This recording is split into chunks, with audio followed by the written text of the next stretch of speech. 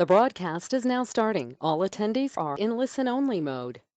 Good morning, everybody. This is Jennifer Schaus coming to you live from Washington, D.C., and thanks for joining us today in our Hot Topics in Government Contracting virtual conference. We've got a pretty tight agenda today. We've got 5 sessions that are listed here on the screen in front of you. We're covering everything from CMMC to pricing and federal contracting opportunities in the Biden administration. Each session today is about 35 minutes. That'll leave us room for a couple questions and answers from our panelists. And we've got 2 panelists for each session. So everything is being recorded today. The PowerPoint slides will be up on SlideShare by the close of business. And the session today will be recorded. So anyone that is paid for attendance today will receive the MP4 so you can go back and review any of the content. Okay, a quick blurb about us. We're based in downtown Washington, D.C. and provide professional services for a variety of companies, both U.S. and international. Our primary focus is on GSA schedules, but we also provide other services that you can see listed here on your screen. In addition to that, we have a newsletter that goes out every Monday at 11 a.m. and we now reach over 23,000 subscribers, most of which are federal contractors. We do have advertising opportunities in the newsletter. Our webinars are held every Wednesday at 12 o'clock this year, and we're covering the DFARS, which is the Defense Federal Acquisition Regulations Supplement. And then we also have a monthly series, which is the second Friday of every month, which is the Q&A Cafe. Each month has a different topic in government contracting. We have 4 panelists who present content and then answer questions. All of our webinars are posted on the YouTube channel. We now have over 450 of those webinars out there with about 3,000 followers. Our webinars have anywhere from 100 to 11,000 plus downloads. Okay, and we want to thank our sponsors today. We've got 3. First up is GovFlex. They're the government freelance exchange. It's a great platform for anyone providing services to government contractors to get matched with companies seeking your services. So if you're a proposal writer, a pricing expert, GSA schedule guru, compliance person, you can go onto this site, create a profile, and you'll be matched with companies that are seeking your services. So special thanks to GovFlex. They've sponsored some of our in-person events in the past through at various conferences and at the Kennedy Center. So thanks again to GovFlex for participating today. Next up is C3, and Bill Wootton is here as a speaker today with us in the first session on CMMC. So they're a great company to reach out to for your CMMC readiness. They can help you through that process. So thanks, Bill, and the rest of the C3 team for participating with us. You guys have also been an advertiser in our newsletter, and I think some of the other webinars that we've hosted. So we appreciate the support there. And we also want to thank First National Bank. They are based out of Pittsburgh, and they've got locations in the DC metro area. They've got a lot of solutions, including PPP, deposits, investments, and also provide assistance with conventional and SBA credit facilities. Okay, so our first session today is CMMC, and where are we now? This is the Cybersecurity Maturity Model Certification. Our speakers today are Zach Prince. He's over at Smith, Pachter, and McWhorter. So Zach, thanks so much for joining us. And we also have Bill Wootton, as I mentioned, from D3. So I will turn the floor over to you guys and just let me know when you're ready for your next slide and we'll advance them. Sounds great. Thanks, Jennifer. So we're going to cover, obviously, where are we now with CMMC. We're going to go through a couple of different topics today fairly quickly. We're going to talk about the DFARS interim rule, a little bit about the accreditation board rollout, the pilot programs that have been put out for contract, and then maybe some ongoing implementation issues. We're going to assume a baseline for everyone out there that they've heard of CMMC, they understand the program, and that there's been enough communication out there about the basics of the program, and we're going to try to get into really what the updates are and what's going on today. So let's go for the next slide and get started. So when we talk about the interim rule, there was 3 new clauses that were put out as part of that interim rule, but it's also important just to remind everyone that clause 7012 is still there. That was the original clause that covered CUI. It set NIST 800-171 as the standard for protection of CUI for cloud service providers. It called out a FedRAMP moderate equivalent for those CSPs. And then there was clauses C through G, which really dealt more with forensics, what happens when after a breach and how you report that and how you recover that in some ways. The update to that, as far as the interim rule goes, which is important, is that there was no change to it. They did not mention clause 7012 at all. It is still in your contracts. If it's existing in your contract, it's still in force, and it probably will continue to be in contracts as we move forward. So, Zach, any thoughts on that, or? No, I mean, this has been a clause that's been around since 2016. Folks, I hope at this point sort of know how to navigate it to an extent. I mean, there's still ongoing issues with how you define CDI. The registry can change, it does change, and the government is notoriously bad at marking data. So it has created a consistent series of challenges since 2016. Clients asking me, you know, we've got this data, do you think this is CDI? Is this CDI? And unfortunately, the answer to a lot of it is maybe. And it's better to be err on the side of caution, treat stuff as CDI, and comply with 7012. Absolutely, definitely. So with the interim rule itself, we'll move on to the next slide now. The first clause to talk about is clause 7019. This was the clause that formalized the DCMA program with assessments around this 800-171. The overwhelming majority of contractors have a basic or a self-assessment is their requirement or their obligation. Those in certain unique areas, whether they're a certain size or a certain sensitivity in their contracts, may get a medium or high assessment, which is actually performed by the DCMA. And those results get loaded up into the SPRS system. The key parts to that was that self-assessment for contractors had to be completed prior to their next award after November. So this clause is very much in effect. If you are expecting an award from the DoD or through the supply chain, contracting officer is going to go look at that prime contractor's score in SPRS. It's also important to know that the measuring stick on this is NIST 800-171, not the full CMMC program. So POAMs were acceptable and pretty much expected. There was a place in there to put some information around your POAM. From an update standpoint, and what we've seen is obviously there's a mad rush to just simply answer the mail on this and to get a score, to get loaded up. We had a lot of calls from our clients with various types of questions from, you know, I've done my self-assessment. Do I feel good about this? To what is a self-assessment and what is 800-171? And I think that became, for a lot of folks, the first real wake-up call around this program of recognizing that not only is it real, it is in effect, and that it's time for them to really do something. And some folks got caught off guard because of the short nature of it. But I think it's been good to kind of help set everything in motion. Obviously, and Zach, you might want to comment on the uploads were a little bit difficult and problematic to begin with, and we're still not really clear on how scores are going to be used. Yeah, this was a mad rush is right. You know, the rule rolled out, and a lot of contractors who hadn't really thought about 800-171 before because they don't think they have CDI. So wait a minute, is this going to be a condition for all awards? And what do we do? I spoke to a lot of contractors who just didn't have any plans.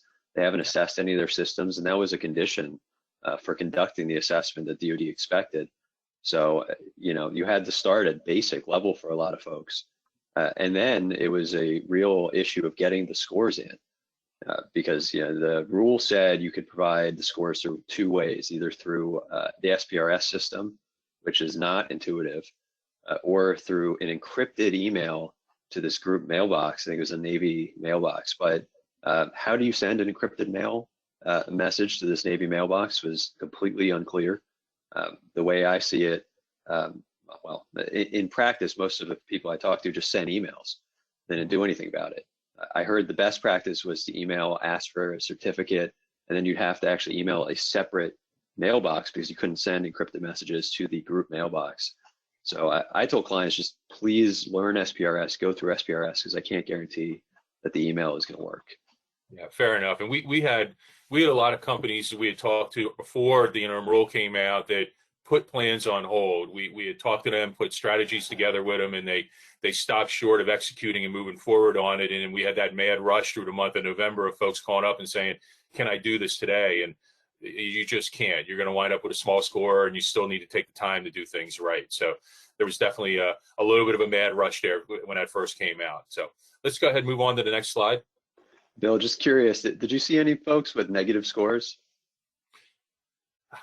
We had folks, I don't know if anyone actually posted them, but we certainly had folks the first time they went through talk about negative scores. And I think part of it, if I remember right, the first line item in the assessment guide was if you don't have a written plan, you got, I think, negative 110, which was pretty hard to recover from that. So moving on to clause 7020. I think this was a really interesting clause. It had two parts to it. The first part was kind of checking the box and authorizing the government to have access to systems, facilities, and personnel for the purposes of doing assessments and I think investigations as well.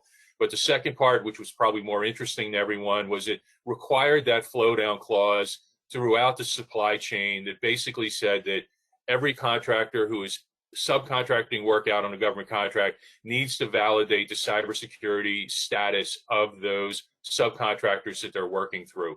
I think this is going to have an incredible ripple effect. We're starting to see that with our clients. The first challenge on this, as we look at it, is contractors don't have direct access to SPRS. So everyone's had to be creative in trying to find some way to validate what their subcontractors have put up in those systems. I think what we're also seeing from a market shift is that I really believe the primes and the larger contractors are going to start driving the compliance conversation over the short term. As we're in this gap between clause 7019 and CMMC really rolling out, we're starting to see the primes get a little more aggressive and a little more detailed in the questionnaires that they send to their contractors. A lot of our clients call up or will send us an email with 4 or 5 questions on it, and I'm starting to be able to tell which prime contractor sent them because they're becoming much more detailed and much more and kind of taking it a lot more seriously. And we think that may even start to lead to a little more selectivity in partnering. So, Zach, any thoughts on that? That matches my experience too. I mean, it's a real challenge. You've got an obligation as a prime to flow down this clause and not to award contracts unless somebody's posted the assessment, but you have no insight into whether they posted the assessment. Yeah. So you have to take them at their word. I mean, I guess that's the case for a lot of compliance. You are flowing down a requirement. The sub is the one who's certifying. If the sub's lying to you, I mean, it's a false claim and there's all sorts of penalties to them. So, it's a challenge from the subs just getting their scores in. But the primes just have to trust their suppliers. Yeah, and I think there's actually a little bit of an irony. If you are a small contractor that happens to be a prime through one of the programs, one of the set-aside programs, and you are subbing out to a Booz or a Lockheed Martin or someone like that, you're in the interesting place that you've got to go ask them for their compliance. And so it's kind of works both ways. And I think that's one area that a lot of small subcontractors haven't quite recognized yet, that they also have to build a compliance program, a supply chain program for their subs, regardless if they're a real big company or a much smaller company than their own. And it's creating fights, it always has, subs who are saying, we don't have covered contractor information systems. We don't have CDI. We'll never have CDI, and don't ever give us CDI. Right. The primes would rather that not be accepted at face value. They want you to just say, listen, we posted a score. If you send us CDI, the prime doesn't want to deal with that, just like the government doesn't want to assess whether there really is CDI at stake. Just say you're compliant. You can't just do that as a sub. You have to really think about it. Yeah, and that goes back to the questionnaires and how we're starting to see more detail. A year or two ago, it was, do you plan to comply with 7012? Today, we're seeing things like, what is your MFA? What is your device management? What is your monitoring strategy? Really getting into the details, sometimes even asking for SSPs and POAMs. So we're certainly going to see this be a emerging topic over the next few months as CMMC starts to transition and ramp up. It's a lot easier when your question is, do you intend to comply with 7012? Because Right. you know, the answer can be yes, even if you don't intend to have 800.171. The clause just says if you're using, you know, cloud solutions for, you know, CDI, then it has to be FedRAMP moderate. If you've got covered contractor information systems with CDI, you know, you have to have 800.171. But if you're taking the position that there's no CDI, you know, I'm maybe a COTS provider or even a commercial item provider that has no modifications to what I'm selling, you know, what's the issue? I just say I'm compliant and it's true. Right. But if they start asking for your POAM, well, you don't have a POAM because you don't think Right. you have a system that's subject to this. And I think the biggest struggle we see this, and I'm sure it applies to a lot of companies in this area, is staff augmentation companies that provide staffing to federal agencies really have always taken that position that they hold almost zero government data. Why do I need to do anything about this? And that's been a real struggle for them to figure out which way they should go. You know. All right, let's move on to the next slide. So this is clause 7021. 7021 is the CMMC program. It effectively put everything out the way we expect it to. It came out almost as advertised in terms of 5 levels of classification. There was FCI, CUI. Everything about the audits was pretty much as advertised in terms of what we expected with a third-party audit that would be authorized by the CMMC-AB. The important shift here is not only is there going to be a third-party audit, but those things are going to be pass-fail. There is no score, there's no grade, there's going to be a little bit of a remediation window, but that's going to be very small.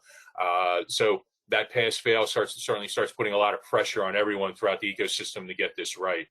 I think what we're seeing in the industry, and as we talk to clients and as we work more and more with them on their strategies, that contractors should really assume at least a 9 to 12 month window to get ready for an audit. Unless you are really heavily invested in cyber and you've got an ISO certification and you've gone above and beyond that with policies and procedures, most companies are taking a longer time to get ready to do this. That is not just the practices part of it, which is turning on technical controls and meeting the requirements, but it's the process piece of it as well.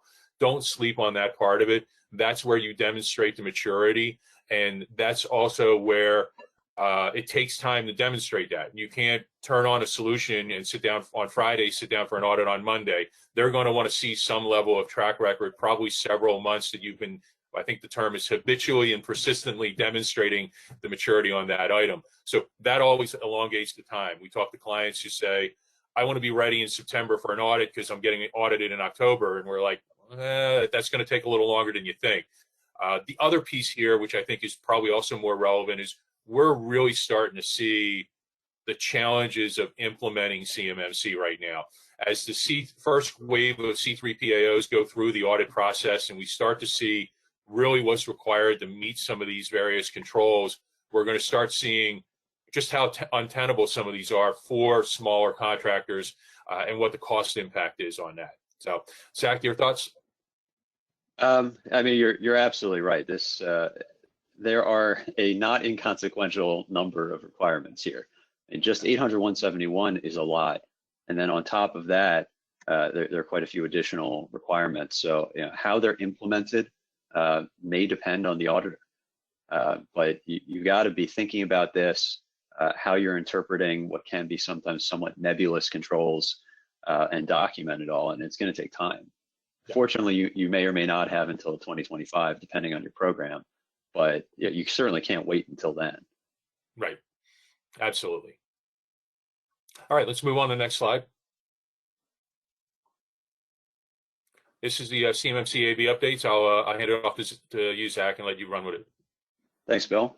So just as an initial thing, earlier this month, the statement of work for the accreditation board was released through a FOIA request. I'm not sure how much most folks have been following this, but the AB board has been opaque in its setup. There's a no-cost contract it has with DoD. Parts of that have been released, but only on demand through FOIA. There have been issues with the rollout with a awkward marketing plan, in the fall of last year that resulted in some firings. It hasn't been great, and it continues to be a challenge. So we did get a copy of the statement of work. One thing that the statement of work emphasizes is that the board is going to be split off into another portion, the instructor certification organization. It's doing that to comply with international norms for accreditation bodies. The AB board is going to, or the accreditation board is going to retain responsibility for accrediting the auditors. And the split isn't going to necessarily happen before 2022, although I understand that they're making some steps to do it earlier. The statement of work replaces the previous memorandum of understanding, and it does give DoD a more vigorous oversight role. There's supposed to be financial decisions that are going to be reported to DoD. There's going to be quarterly reviews. DoD wants to take a more direct hand in the AB, and that makes a lot of sense. There have been concerns about it. As of January, there are 100 assessors that have provisional approval, 73 approved, 3 PAOs. This is not quite adequate given that there's several 100,000 entities in the defense industrial base. Ultimately, there are going to have to be many orders of magnitude more organizations and individuals that are approved to do this if it's going to happen by 2025. Even this year, if we're talking about a rollout, which we'll get to in a few minutes, for pilot programs, I mean, once you dig into the number of suppliers on those programs, I'm skeptical that they can really happen this year, but we'll see. Bill and I had a chance yesterday to take a look at the town hall meeting for February for the CMMC AB. It had a little bit of additional information. They announced that there's going to be a new version of the CMMC model that will be released at some point this year, although they've mentioned that levels 1 through 3 are pretty locked in at this point, so I don't anticipate major changes except for 4 and 5. They discussed the costs for level 1 and 3 and how those should be treated. DoD expressed a belief at this point that levels 1 through 3 are going to be treated as overhead or G&A. And that makes perfect sense, but that level 4 and 5 are going to be direct contract line item charges. If you do have a program that really requires 4 or 5, it's recognized that these are much more expensive to implement, and there'll actually be a CLIN that you can charge for it, or at least that's the current intent. And how that plays out, we'll see. There's some discussion about the various preliminary assessments and the Pathfinder programs. There's still some kinks to work out in the RFPs, it appears, so they haven't issued even the drafts yet, but they're working on it. So this is still coming. The details are slowly becoming clearer, but it's going to take a while. Bill, do you have anything else to add from the town hall? No, I think you're 100% spot on. I think it's great takeaways from the town hall. I know we're starting to slip a little bit on time, so let's move on to the next slide and make sure we have time for questions. Sounds good.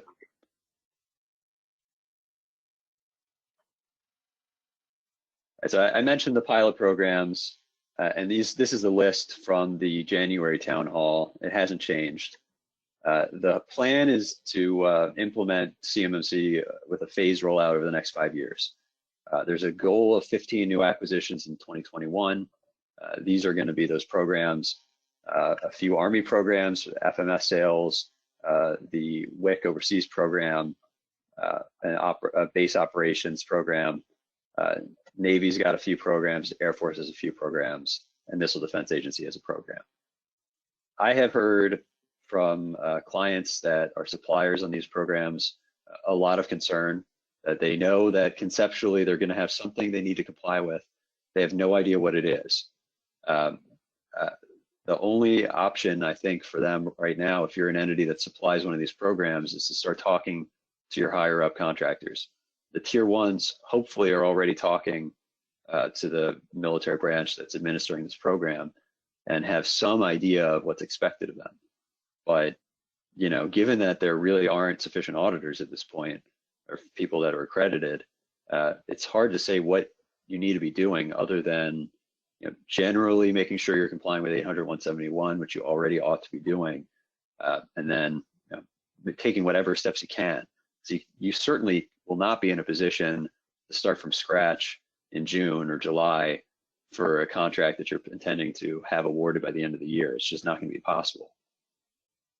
Yeah, I think you're spot on with that. The operational complexities of the CMMC rollout program are really starting to be laid bare with this whole timeline, and just some of the things that may or may not be realistic with it. The pilot program that jumped out for me was the DDG 51. I've got way back in the day, of previous lifetimes, I used to work on that ship, so it naturally jumped out at me. But that has an extensive supply chain related to it, so that's really going to stress this program, stress test it, I should say, with multiple layers of subcontractors, and we're really going to learn a lot about where you're 4, 5, 6, 7 layers deep into the supply chain. How is that going to be worked out, and how are they going to handle those types of things? And I'm hearing about this more from the F-18 side of things. I've got a lot of aerospace clients who supply parts, and some of them really are COTS and they're not worried about it, but some of them have got at least some, even if it's commercial items are covered. They're stressed, and there are a lot of suppliers who provide parts to the F-18, just a lot of them. So, and this goes back to your point originally about, really at the beginning, struggling to understand what's considered CDI. This is where that really comes into play. If you're kind of on the edge there where you may or may not have CDI, you're not sure, really it becomes difficult to make some investment decisions and decide how fast do you need to move to be covered for this program. That's right. And that leads us well to the next slide. One of the biggest issues that we've seen with 7012, and certainly continue being the case with the new program, has been, what is CDI? You've got a registry that changes. It's been relatively static, but it can change. Definitions that are fairly broad, a heck of a lot of categories of data that could be covered.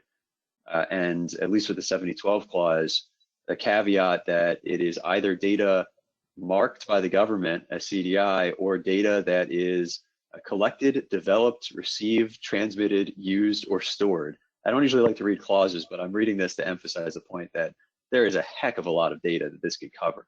If you're talking any data that you're using in performance of the contract, you got it yourself, it could still be CDI. And it makes it really challenging to say that you do or don't have it. For a while, I was telling clients, well, if you can get the government to agree in writing that you don't have CDI, that would be excellent. That's the best place to be. Less and less, or fewer and fewer government buying commands are willing to do that. They really want to offload responsibility for compliance to the contractors entirely. But you need government buy-in to understand what your obligations are. The government can't just say, if there is CDI, you better comply with this. The government ought to be saying, we think this program has covered information. This is the type of information, so that you can assess what systems are at stake.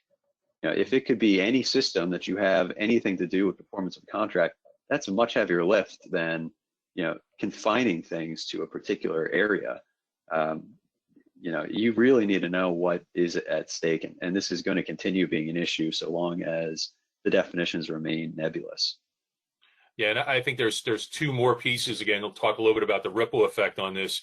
You're not sure whether the data you're receiving is CDI, and then you're turning around and pivoting it and handing it to a teaming partner. You've got to determine, should that teaming partner really get that data if it is CDI, and understand where they sit relative to being able to handle that data. The other piece that we talk to a lot of clients about is, not all CDI is the same relative to things like data sovereignty and export control. And that adds a whole nother layer of complexity from a data handling, data residency standpoint that CMMC is almost silent on, or effectively silent on, but is still a real consideration for contractors as they build their technological solutions and their processes around how they handle that data. And this is particularly difficult for non-traditional defense contractors. I represent a lot of utilities and a lot of tech companies, and they don't deal in the government space very frequently at all. But for the utilities, all the area-wide contracts are being modified to include this. And that's a challenge. If you're a big utility that has no idea about these requirements, you've got a cyber program already. it's not 800-171. It might be 853. It might just be another standard, but you've got to be able to pivot to different rules that you might find to be ill fits for your organization, and you really just don't have an understanding of how they work. Yeah, we're talking to clients all the time that have a large footprint of commercial and a small footprint of DoD work. More and more, we're starting to see those folks work towards a data enclave approach, partially for cost, partially for speed. A couple years ago, it was a difficult strategy to pull off, but I think we've matured to the point where we're seeing it more and more, and people are getting more and more comfortable with that approach. Again, for the expediency, as well as to some extent the cost impact. Yeah, that makes sense. Yep. But before we move off the slide, one big issue has also been the cost of complying with these clauses. I'm seeing a ton of mods handed out to contractors that have existing long-term contracts to incorporate 719 and 720. The government can't do that unilaterally. And I think the buying commands know that, and they are trying to, some of them have been trying to get things by. Just here, sign this. We need you to sign this as a condition for, your final closeout of contracts or exercise of an option. But there's a cost to this. If you've never had 7012 as a real requirement, and you've got to suddenly post an assessment, you ought to be compensated for a bilateral modification.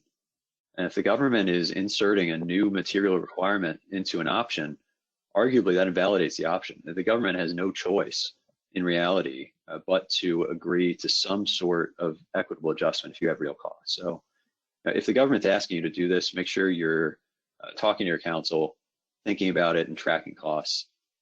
Don't just sign stuff without thinking about it. I can say that as general advice, but here in particular. That's great insight. Sorry, Bill, I didn't mean to cut you off. No, it's good. That's a really important point to make for folks out there. So I'm glad you did. Next slide. A couple other big questions that are still very much open is, first, how are the assessments going to actually be used? Right now it's, do you have an assessment up or don't you have an assessment up? If you have one, you satisfy the condition for award under 7019 or 7020. If you don't, then you can't be awarded a contract. But you're providing the government real scores, and those scores can be negative numbers. And we don't know how those might be used in the future. Are those going to be a factor in a procurement?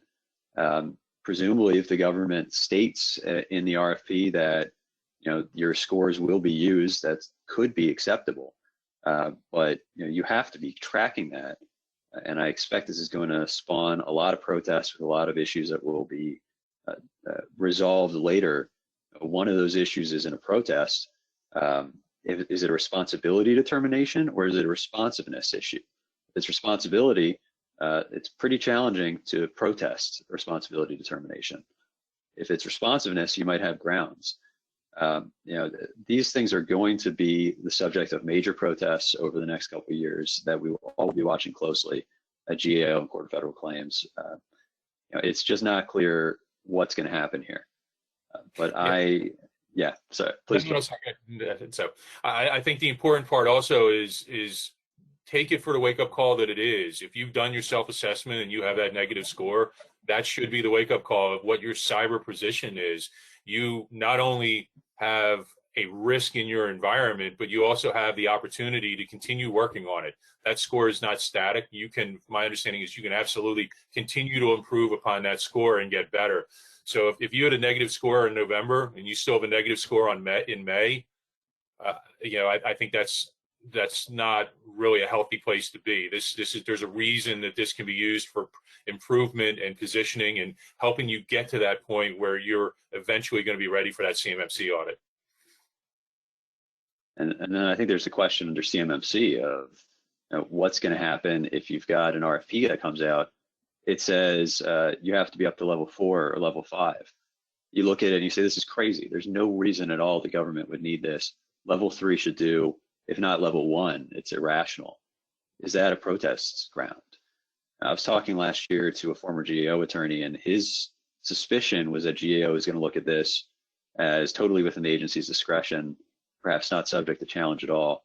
Now, I don't know, but it's certainly the case that if the agency designates level 4 in the RFP, it's going to cut out a lot of potential offerors. So it will be restrictive. I would think there's ground to challenge that, but we're going to see. The government, of course, has to have discretion to decide what level of cybersecurity it requires on its programs for its data. On the other hand, the government has an obligation to maximize competition, except in certain unique circumstances. So, which interests in those competing groups are going to prevail, we'll see. Great point. Non-compliance, I'm sure everyone knows this already, but this is a big deal. You need to be compliant with 7012 if you've got it and are covered by it. You'll need to be compliant with 719 and 7020. I thought this might be a good opportunity just to discuss quickly a few cases that have popped up recently. One big possible penalty for non-compliance with 7012 is termination for default. The first case that we've seen that addresses this at all is this arcade travel case mentioned here from the ASBCA. This case has not been fully decided at the moment. This decision is a very short little decision where the government made a kind of strange jurisdictional argument. Thank you, Jennifer. And that argument was rejected. That I'm not going to get into the nuance of what is or is not a government claim, but the government's position here was pretty silly. But the company signed a contract in 2013, an IDIQ. It was for travel services for the Missile Defense Agency. They had other contracts that are awarded under this IDIQ from other entities. This was before the 7012 clause existed, but the contract was modified subsequently for some of these orders to include 7012 clause. There's a breach of the contractor systems, and the government incurred substantial costs over a few years for data monitoring. Well, the government ended up terminating the contractor for default and holding them liable for the data monitoring costs. There are a lot of open questions here. Whether there actually was CDI, whether there actually was a breach at all by the contractor. It seems to me, just at face value, that this was a big overreach by the government, but don't be surprised that if the government determines you aren't compliant with 7019, 7012, 7020, that it terminates you for default. The government can withhold progress payments if you're not compliant. This is a material term of the contract, and it also might lead to false claims liability. A lot of folks might already be aware of the Aerojet Rocketdyne case in the Eastern District of California. They moved to dismiss on the basis that the cybersecurity requirements weren't a material requirement under the Escobar standard for materiality, and the court rejected that. It was very early on. There hasn't been a subsequent decision, but it is certainly the case that if you are making any misstatement about your compliance with the cybersecurity requirements, then that could be a false claim. It could have dire ramifications for your company. Great stuff. Jennifer, I'm not sure if we still have time for questions. Yeah, so what I'll do now is go through these that you guys have here on the slides, and I think we have one question that got typed in. So if any audience members have questions for our speakers, go ahead and type them in on the control panel, which should be on the right-hand side of your screen. Questions are anonymous. We'll just read the question and not your name. So Zach and or Bill here, why does it take so long to become level 3 compliant? There's a handful of different things, but ultimately it's about the maturity piece of things. You can't just flip a switch and satisfy all 130 controls that are around level 3. Those things, even in the best of circumstances, take time to roll out to your organization. And that's going to take a certain amount of time, depending on where you start with. If you already have an ISO standard certification and you've made some investments in cyber, certainly you can compress that time a little bit because you're really filling in the gaps. But for a lot of contractors who who have not invested in cyber, who have not invested in policies and procedures, you're starting from essentially ground zero, and it just takes time to put all that stuff in place.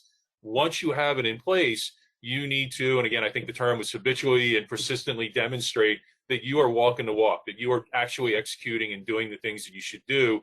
The auditors are going to look for a time-based track record on that. So even if you think you're going to get everything done by June, you're probably not going to be ready for an audit until September or October. So you have that ability to prove, yes, I do this on a regular basis and a consistent basis. Great. And what's the first thing a contractor should do to become compliant? I think, this starts with a business discussion always. What agencies are you working with? What agencies do you want to work with? It starts with your teaming partners. Who are you working with?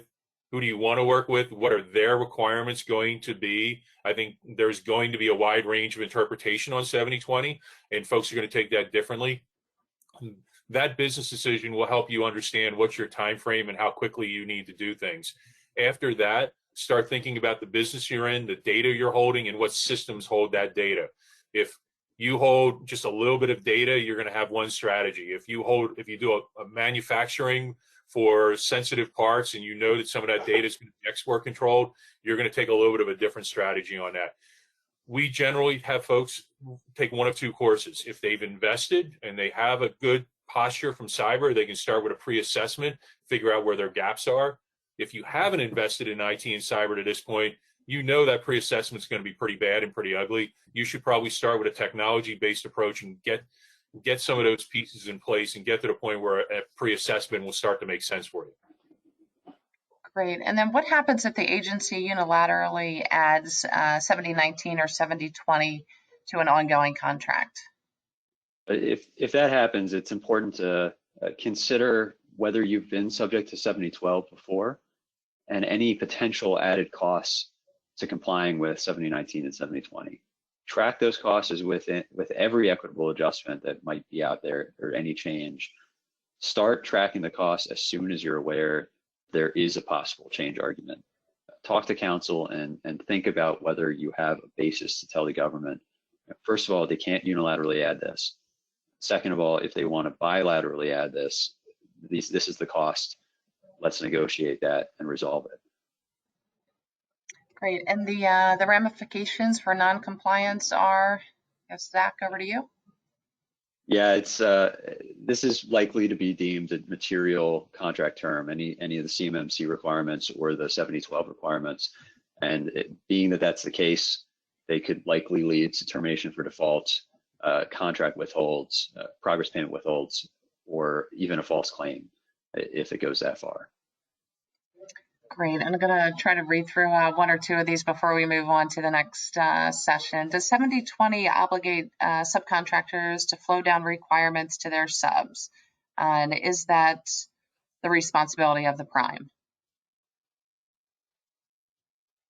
You wanted to grab that, Zach? Or? Sure, yeah, and the answer is yes. Unless there is a reason that the 70/20 clause wouldn't apply to your lower tier subs, it's just a COTS contract, then as a sub, it's your obligation, if you've got that clause in your contract, to flow it down. And it was originally the prime's obligation to flow it to you as the sub. If it's not in your contract, it's not in your contract. I mean, there's nothing to be done against you as the sub if you don't have a clause that mandates a flow down and then you didn't flow it down. So just track what's in your contracts always. Yeah, and I think also recognize what that role that subcontractor is playing as well. If that subcontractor is only getting FCI data, then I believe you're only required to, have them meet level 1 requirements. If they're going to handle CUI data, then you're going to be required to make sure they can meet level 3. Great. And then one last one we'll try to squeeze in real quick here. How granular is this? Meaning, are we talking data such as supply chain using AI, or as basic as communication, for example, email, phone calls, using 5G equipped smartphones? So any, Zach, help me out with this, but if the system stores, transits, or processes CDI data, that system a covered system, and therefore it needs to be included within the boundaries of what you're doing. So if you're receiving CDI information over email, your email is part of the system that needs to be protected. If you are putting CDI information in your CRM system as part of the way you track proposals, and maybe you're putting design information in that CRM system, that's part of your covered system. If you have policies and processes in place to prevent any of that CUI data going into your CRM system, then it does not necessarily need to be included in your boundaries. It's really about what data you hold and where you hold it. Yeah, I completely agree. And you really have to think about, the question was about cell phones also. Cell phones are remote access is specifically addressed in the 800-171 requirements. But like Bill said, it's what data you're housing and where you're housing it. And that might require a pretty serious granularity when you're addressing this, but it's very fact specific. Okay. Bill and Zach, thank you guys so much for your presentation this morning on CMMC. Again, today's sessions are being recorded. The PowerPoint slides will be up on SlideShare by close of business. And so now we're going to move on to session 2. We're going to bring on Tony Anakeef and Shane Fernandez. I'm going to request your webcams. Bill and Zach, thank you again. Thank you, Jennifer. Thank you. Thanks. Yeah. Okay, Shane and okay. All right, Shane and Tony, thank you guys for joining us. Just going to run through some quick sponsor slides real quick. Again, thanks to GovFlex, the government freelance exchange. So any consultants out there providing specialized services, you'll be matched on this GovFlex site with contractors who are seeking your services. Thanks to GovFlex for their sponsorship. C3, as you just heard from Bill Wootton on CMMC, they're your go-to for all of the CMMC readiness.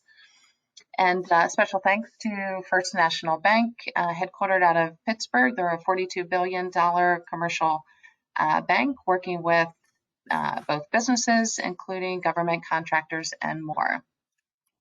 So our next session is the SBA's Mentor Protege program. And let's make sure we've got Tony and Shane live here. And okay, good morning, gentlemen. And I'm just going to go through the slides here. Hey, Tony. So just let me know when you're ready for your next slide. There's a short delay, and we'll go ahead and get started. So thanks again, Shane, for joining us from Rockledge Venture Law, and Tony Anakeef, a frequent speaker in our webinar series from Williams Mullen. And without further ado, I'm going to turn the slides over to you guys. Well, thank you, Jennifer, for including Shane and me in this program this morning. It's always a pleasure. To put it in context a little bit of what we're talking about this morning, one of the significant goals the government does is it uses its considerable buying power to engage in what I call social engineering, but to achieve various social goals. And one of the significant goals of the government contracting community is to ensure that small businesses share in an increasing part of the multi-billion-dollar government contract community. And that's seen through FAR Part 19 in things like encouraging the use of small businesses, small business subcontracting plans, set-aside programs, mandating various things like that. What we're focusing on today is a unique aspect of that. It's a program which actually provides benefits not just to small businesses, but also to the large business community by encouraging large and small companies to work together, perhaps to improve the product that will be provided to the government and to help small businesses grow. Shane, why don't you kick us off by laying a little bit of foundation of the Mentor Protege program? Yeah, and so I think one of the best starting points here is to actually clarify what a joint venture is. A joint venture is one aspect of a teaming arrangement. So you can usually have a prime sub-type relationship, and it's a simple matter of a teaming agreement and then some prime sub-type relationship. When we're talking about a joint venture, we're talking about 2 or more entities, 2 or more government contractors with their own corporate entities and their own employees, their own contracts, their own resources, coming together and forming a separate legal entity that they are going to own, and through that separate legal entity are going to compete for government contracts. So the joint venture, we'll talk a little bit more in details about the legal formalities of what's wise to do when coming together and forming a joint venture. We're not going to spend a ton of time digging through the legal nitty-gritty, because I think a big part of this program is the opportunity that's available for it, both at the mentor and protege side. So with that, I'll kind of describe the mentor protege program in general a bit more. So the mentor protege program kind of started with the 8A program, and then it kind of filtered to different agency level mentor protege programs, and then we had the all small mentor protege program through the SBA again. Now, just a couple months ago, the 8A program and the all small mentor protege program merged together, and now we have the mentor protege program. There was a few changes because there's some differences in the all small program, the 8A program, to kind of clean up some issues. 3 and 2 rules, one of them, the security clearance issue is another. The mergers and acquisitions side of things is another issue that was cleaned up. So there's still, some open areas as well, but that's kind of the status of it now. And so a little more specifically on the mentor protege side of things and what we're talking about. Talking about mentor protege, we're talking about, generally speaking, a large business coming in or a more sophisticated small business that has the capabilities to mentor a small business, and forming this separate legal entity together with required ownership and required work share relationships between those 2 companies, and bidding as a joint venture on set-aside contracts or small business contracts as a joint venture. So, and this will kind of segue to Tony here a little bit, but one of the big reasons that this is possible is because if you're a large business and you're combining with a small business, you have an affiliation problem. And that combination is going to deem the small business ineligible to bid. And so this is a way to kind of address that issue. Yeah, and Shane, you touched on it, but it's really critical in the small business world to understand the concept of affiliation. The Small Business Administration is particularly sensitive that the benefits of the small business programs only go to small businesses and not to what the SBA calls other than smalls. So in looking at the mentor protege program and all aspects of the small business program, the SBA looks holistically at the various participants to make sure that those companies which are small are actually small. And of course, here we're dealing with a situation where a large business is entering into a joint venture with a small company, and affiliation is the concept whereby one company has the power to control another. And that can be a direct control, indirect control. It doesn't matter whether it's ever been exercised or not. And it can occur through all manner of circumstances. It can be the ownership. It can be through contracts. It can be through prior relationships. It can be through equity investment, debt investment, or family ties. So there are a whole host of these things that can cause affiliation. And one of the points that we'll talk about later is that a mentor and protege coming together under the mentor protege program cannot be previously affiliated. So a large company can't spin off a little company and then decide to make it its protege.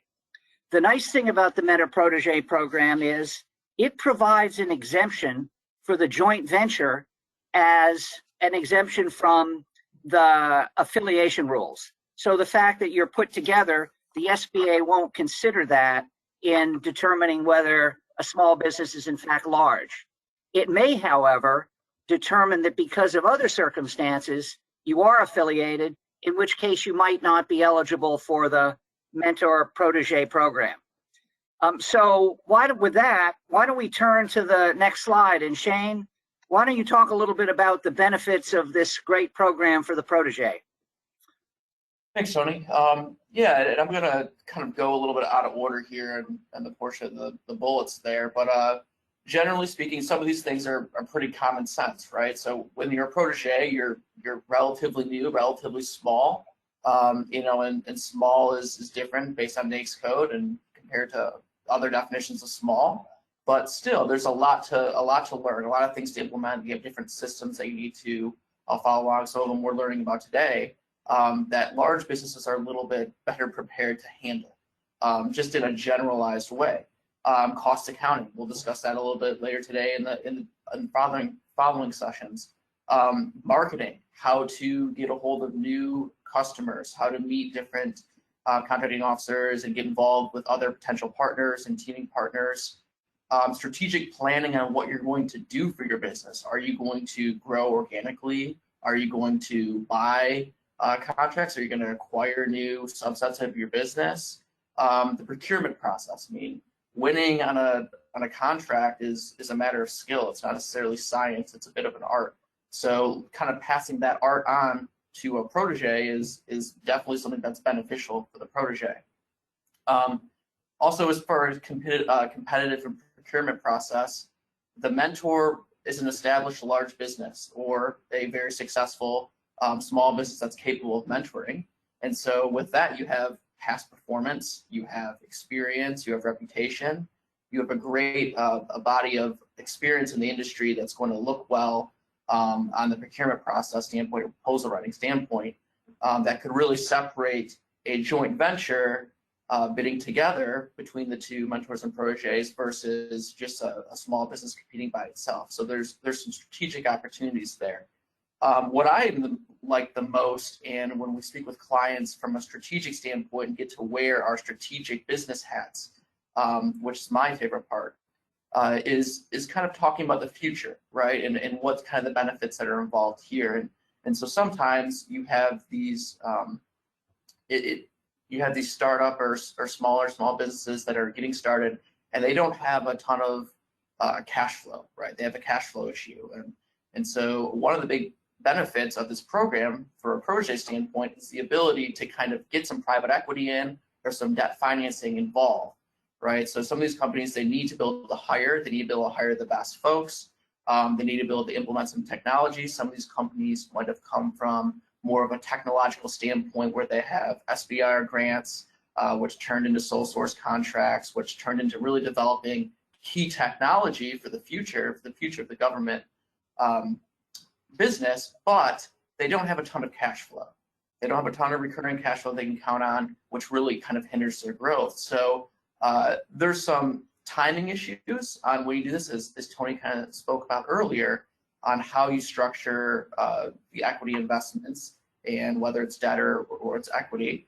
But generally speaking, up to 40% is a pretty good number for these proteges, and maybe that's not something that they want to necessarily give up right away, but there's also debt financing there as well. So I think those are the three big issues or three big benefits from a protege standpoint.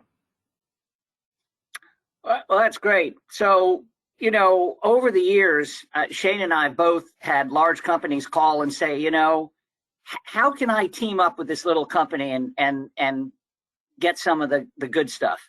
And they basically want to run everything, and you have to let them down slowly and say, look, small business programs are meant for small businesses, and you can't play. So this mentor protege, you know, is an entree into what is many hundred billions of dollars of programs set aside over the years for small businesses, from which large businesses are excluded. So it's a ticket to play in that pond. And so the other question to ask is, why should we do this? Why should we go to the effort of whatever's involved here to team up with some company that we don't know if it's going to help us or hurt us? So there's some due diligence aspect to picking a small business and getting involved. But certainly the first part is that you get to do up to 60% of the work, and you get to share in a portion of the profits, a minority share, but a portion of the profits. You can get a return on your investment or your debt financing. So there's a way to make money here in a market from which you're otherwise excluded. So it's a moneymaker. You know, I'm going to jump out of line here as well. This is an opportunity to test drive a teaming partner or an acquisition target over the years. A mentor-protege program can last for up to 6 years. And you're going to have to work very closely with that partner on an ongoing basis, both instructing it, helping it in many ways. You'll get to know whether your protege is the real deal, or whether it's not worth following up with, and ultimately you'll end the program. You also can have you can have up to 3 proteges. So you can be in different spaces as long as they're not competitors. And so you can be test driving a number of people. A third thought that folks don't often think about is it's a way to improve your own company, your own staff, because in engaging with the subcontractor, your protege, you can use some of your junior people for the training program. You know, teaching people how to do things reinforces the knowledge they have. So your cost accounting people, your marketing people, you can help them train the protege. You can see how they do. You can evaluate them. And so you see how your own folks do, so it will help you promote from within, all the while helping your protege to succeed. And if the whole team succeeds, obviously, it's an opportunity to get future contracts. The other thing to think about is it's always said that, you know, the small or the nimble, they're the flexible, they're coming up with the great ideas, and that is not something to be laughed at. People are coming up with great ideas. I know yesterday I spoke with a small company that really has some breakthrough technology that I expect will be in the news in the next 3 or 4 years. And I'm sure some big company is going to come along and want to have them as a protege to gain some of their, you know, particular knowledge. So those are the benefits for the large and the small. Why don't we shift to the next slide, Jennifer, and we'll talk about some of the nuts and bolts here. And we're not going to go into the great detailed granularity. One has to go read the program requirements and pay a little bit of attention to them, but at a little bit higher level, you all have to be, both the mentor and the protege need to be registered in SAM. You have to know your NAICS code, because this is tied to NAICS code in terms of size and the work you're going to do and the contracts you're going to chase. You have to take the SBA's tutorial. SBA likes to give tutorials. You need to take it. You get a little certificate at the end. You need to keep that, because when you apply for the program, you'll have to submit that. And you're going to have to create a mentor-protege agreement. They're available online.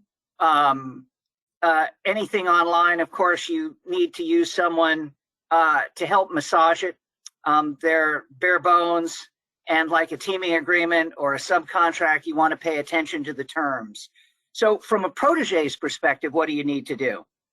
You have to be small, and you have to have some industry experience. You can't just be a newbie out of the box and join in the program. You have to know the NAICS code for the industry, and you have to meet the SBA's socioeconomic rules for size. You have to be organized for profit, so no nonprofits can apply. You have to be a U.S. company. You have to have a prospective mentor when you come into the program. It's the SBA program is not a matchmaking service. The SBA can, identify big companies, but this is something that you need to go find yourself, and is sort of basic due diligence. You want to find a mentor that's actually going to work with you, rather than one that's trying to, skin you alive. So that's important. The other thing is, as a protege, you can't be affiliated with that mentor. I noted before that, you can't be a new spinoff from, big company XYZ, who takes a key person and creates a little company and says, let's be a protege. The SBA will look at askance at that. You also can't have more than 2 mentors. The idea is that mentors are supposed to provide you with a fair amount of detailed advice. And so in theory, you'd like to get mentors in different areas. Maybe you cover 2 NAICS codes, or you want help in different areas. So Having one mentor is probably enough for most smalls. Having two may be too much, but it's something to consider. And the other thing is you need to fully engage. There are consequences for not playing well with others that we'll talk about in a minute.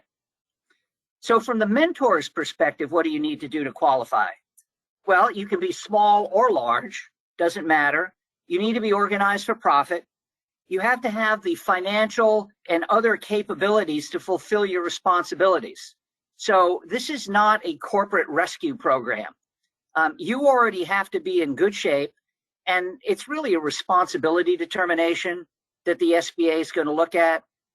Do you have the experience and the chops to be able to teach a small business how to do things and to do it better?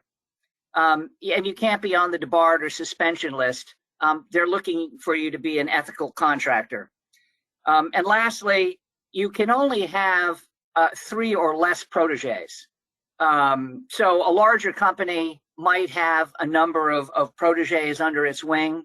The key point is that none of the proteges can be competitors to each other. So you need to be in different NAICS codes, different markets. And again, you need to be committed to the program, because both for smalls and large, if you fail to be, there are consequences. Shane, why don't you go through a little bit about the formation and approval process? Yeah, to kind of jump off of that, Tony, you said one thing just excellent about how this isn't a matchmaking service. I'm sure there's actually a couple $1 million idea there if you could maybe make a matchmaking service out of the mentor protege program, but it's not. And so the mentor protege agreement is a great way to treat it like an LOI, treat it like a dating application, and along with treating it like an LOI, you get a little bit of present effect there, a little risk there, present effect, but you're also putting down the terms and what you're looking for in the relationship. You're saying what you expect to gain from it. You're saying, hey, maybe there's an equity investment here, maybe there's a debt investment here. How do I treat that with my other investors and my other folks at the table? And so there's a little bit of thought process that goes into it. It's not just about taking that agreement that comes right off the SBA's website, trying to figure out how to fix that formatting. That's just, oh goodness, a little bit of a headache there. But it's not just simply plugging that information in there. Thought needs to be taken to it. I actually always say you should have a couple contracts that you're looking at bidding on in the future before you start really looking at the mentor protege program, because there's a clock there. So it's some thought process up front. And as a part of that thought process, you need to spend some time on it, because the SBA is going to be able to approve that mentor protege agreement. And note that when we're talking about formation, we're talking about the mentor protege program, there's a lot of agreements that are named, right? There's a mentor protege agreement, there's a joint venture agreement, there's an operating agreement, a lot of agreements. So that does tell you that there are some folks in front of you who do have to have a little bit of a role in this with all the agreements being thrown around. So once the SBA approves the SBA approval agreement, that's usually kind of the time where you form the joint venture formally. We spoke with this about at the very beginning. There's different ways to do this, right? So you can just come together and create a contractual joint venture. That gives me night terrors thinking about that, because you're basically creating a general partnership, and you're going to be liable for the obligations jointly and severally, which is just lawyer speak for if that guy does something crazy or the joint venture does something crazy, you could be on the hook for it. So one of the best ways to handle this is to form a separate LLC and have the 2 members, or 2 or 3 members, whatever a member, well, I guess we 2 here, to own that individual entity. So that individual entity is going to be the entity that's going to be bidding on this contract. So it needs to have its own EIN number. It needs to get registered in SAM, its own DUNS, cage number, cage code. So it's going to have its own type of setup. And so there's some work on the front end there. Generally, folks use an unpopulated LLC. And so how this kind of works from a structural standpoint is you have these 2 members come together with the required ownership, which we'll talk about in a minute. And they are going to subcontract out all the work according to some work share split to the individual members of the entity there. And so that's kind of the structuring standpoint. The big hurdle there is the compliant joint venture operating agreement.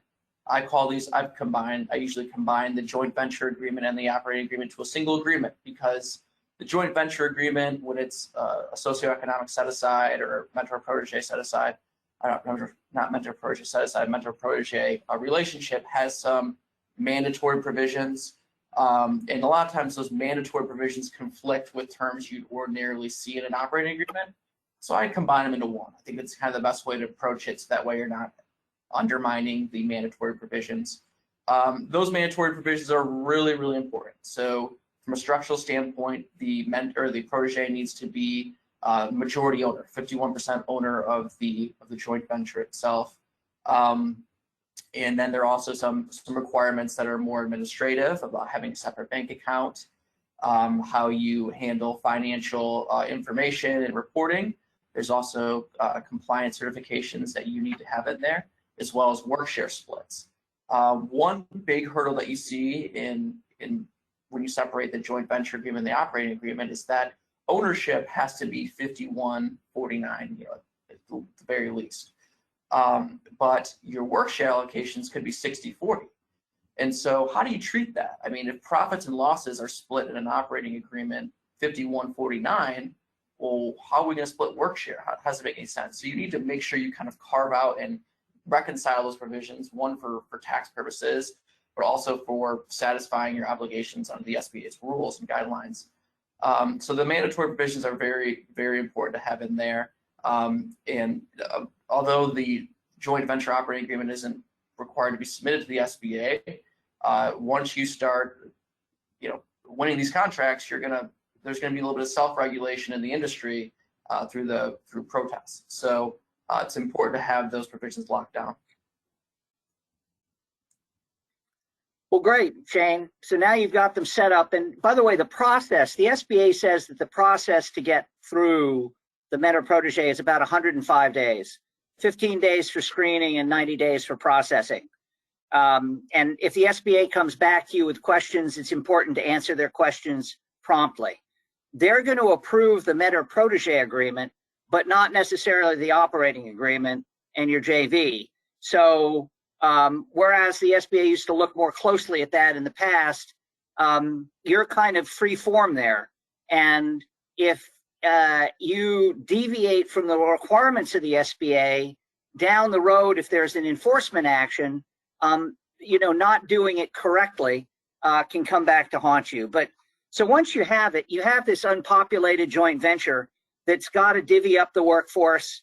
And it's important that you follow the terms of the mentor protege agreement. Not adhering to the requirements, again, has consequences. The mentor certainly has to live up to its commitment to provide the financial, marketing, accounting, introductions, and technical advice that it's going to. And the protege has to cooperate, throughout the process and work to complete its portion of the work share, engage in the various aspects of the meetings required, and what your teacher's trying to provide to you. All of this is reflected in an annual evaluation by the small protege, which it has to submit to the SBA every year, which is reviewed to make sure that the small business is, one, receiving the benefits it's supposed to, but also doing the things that it's required to do. If it fails to submit that report, or the SBA is dissatisfied with it, the small business can be terminated, the program can be terminated, and the protege loses the benefits.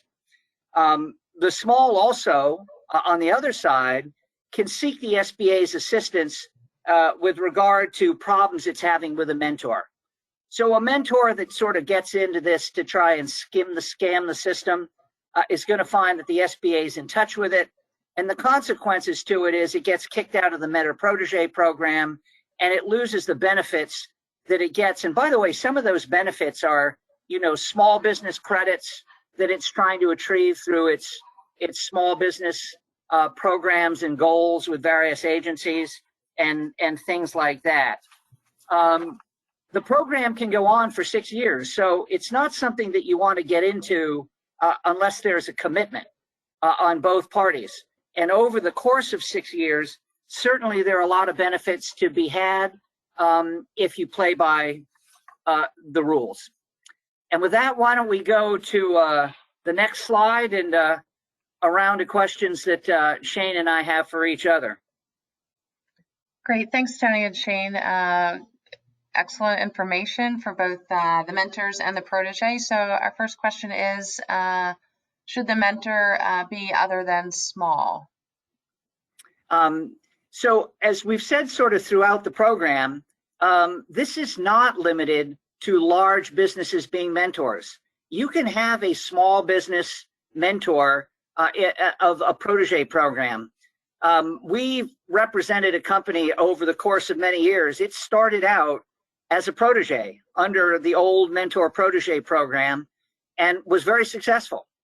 And when it graduated, it was still a protege to its prior mentor, even though it had become large, but was still qualified to do business as a protege, but it itself became a mentor. And it set up a whole series. It ultimately set up 3 proteges under 3 GWAC contracts it had. Now, there's an other side to this story, is be careful what you wish for, because the structure of this corporation and its other partners became highly complicated. And over the course of 3 or 4 years, it was size protested 15 times. It also was the subject of a False Claims Act investigation, through all of which it prevailed because it had done it properly, it was properly advised, and at the end of the day, it came through clean. But sometimes you create a spider's web of creative corporate work that inured to its benefit, inured to the benefit of the various small companies, but did come with a little bit of compliance cost. Great, yeah, thanks. I love that, Tony. That's like a great story there, actually, of kind of what the program can be from a strategic business perspective.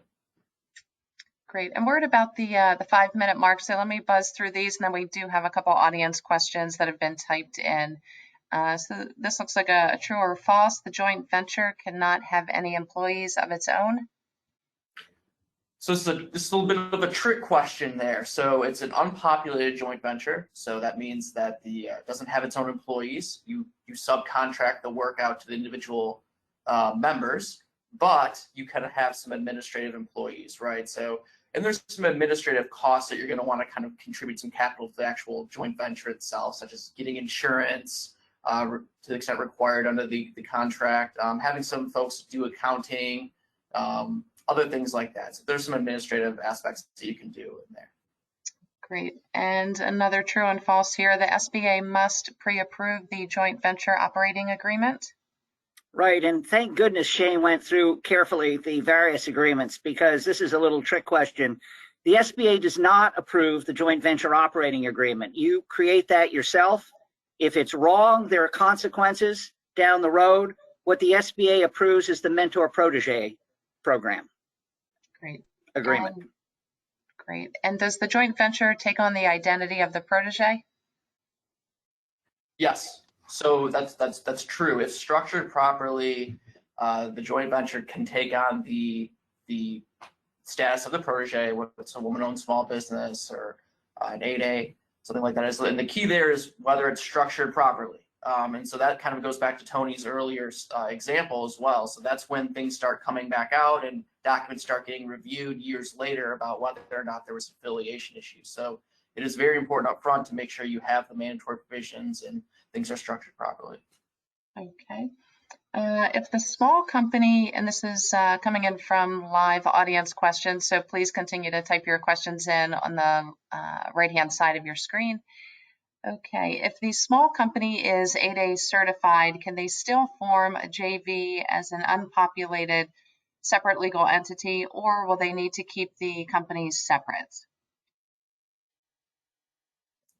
So 8As can be involved in this program. That's correct. So if it's an 8A, it can still be a member of the unpopulated joint venture. I think that's kind of the heart of the question there. Yeah, and they're going to get the benefit. They're going to get the benefit of being able. The joint venture will then get the benefit of being able to play in the 8A pond. Right. Okay, does the JV and operating agreement does the JV and operating agreements have to both be approved by SBA if you are in 8A? So that's where there's some changes there that are in the more recent program. I don't think that you don't need the operating agreement to be approved by the SBA. Now there are a little bit of changes right now that are going on with bringing these two programs together. And so that's something I would look at a little bit more closely. Okay. On whether the joint venture agreement has to be pre-approved. Okay. And as a result of COVID and the recent NDAA, the SBA extended the 8A life cycle by 1 year. So does this also extend to the mentor-protege agreement life cycle by 1 year? The MPA life cycle is currently 6 years. Does it therefore change it to 7 years? I think we'd have to look into that, but currently the mentor-protege program is limited to 6 years. And it's agnostic as to who's the members. I mean, you can be just a small business, you can be an 8A, you can be a hub zone, SDVOSB. So, you know, I think the requirements of those are separate. And I think you look to the mentor-protege program, at least at the moment, as being limited to a 6-year run. Because under the small business program, you know, if you're an 8A, you've got a 9-year run. So that would run for longer than the mentor-protege program. So you might be thinking of getting 2 mentors and starting one maybe a little bit later so that you could, you know, continue it for the full duration of your small business qualification. Great. Okay, and next question is, if you're a subcontractor for a company, can you apply for the mentor-protege program with that same company? It probably is a good question. So that brings up the point that I made earlier about affiliation. And you can't be affiliated with the company that will be your mentor or that will be your subcontractor. A subcontract is a potential basis for affiliation. It might be arguable that if this were a small subcontract, you had plenty of other subcontracts, you just came into it out of the blue, you might be able to get by and enter a mentor-protege program. It might be how you met your mentor or how you might have met your protege. But if you've been doing business for some period of time with that larger company or the prime, you know, that may be something that the SBA would look at askance. How much control or how dependent are you as the subcontractor on that prime contractor? Is it just one out of, you know, many contracts you're with, or is it really sort of the big kahuna? Yeah, it's a matter of economic dependence. I mean, the common sense answer of that is look at the relationship. Is there a ton of economic dependence there between the sub's reliance on the prime? If so, then you might want to take a step back and evaluate. Great, and we've got time for one last question here, which is, if a JV wins a contract that outlasts the lifetime of the mentor-protege program, how does that work? I believe it continues to the end. Yeah. Great. Okay, Shane and Tony, good to see you both this morning. Hope to see you live later this year at some point. And thanks for a great presentation on the mentor-protege program. As we've mentioned several times, the slides will be available. Those are going to be on slideshare.net. Everything is recorded, so anyone that has paid for attendance today will receive the MP4 of the recording.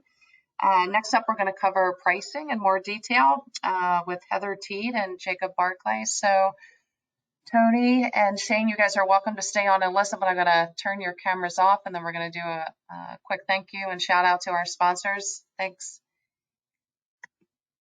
Okay, so again, we're getting ready to cover session 3, the competitive versus profitable pricing. Can you have it all?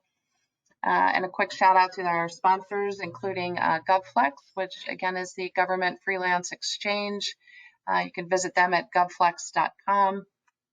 C3 Integrated Solutions, which is your go-to for any assistance with CMMC, and First National Bank, headquartered in the Pittsburgh area. They're a $42 billion commercial bank.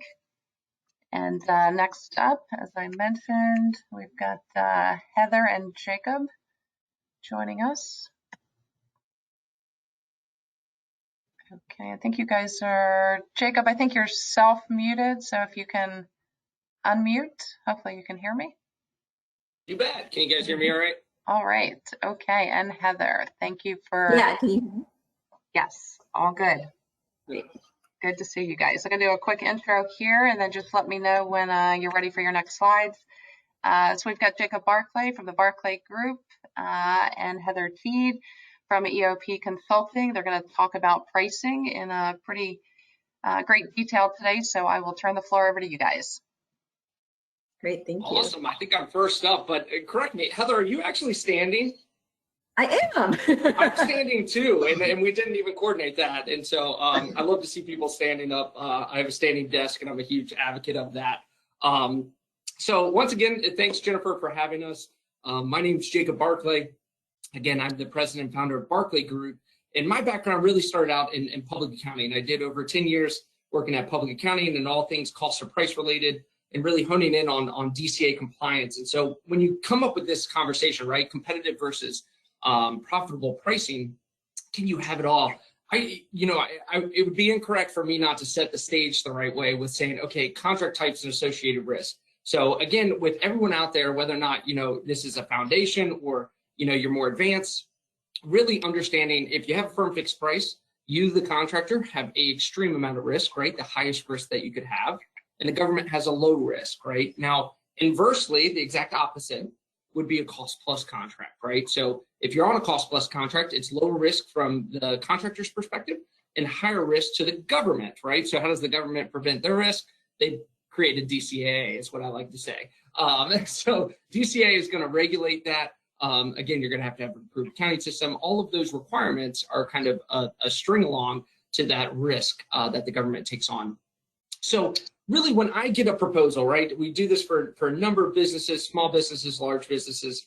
I always start with one, what type of contract are we working with? The second thing is really understanding the evaluation criteria, right? And so here I'm going to use a couple buzzwords, and you can see them on the screen. We're using cost and price realism versus reasonableness, right? And so the first thing I like to do is I pull up a solicitation, maybe it's out of betasam.gov, and really right there, I jump to section L. Really, that's all the requirements. Like, what do we need to do? What type of contracts going to be procured?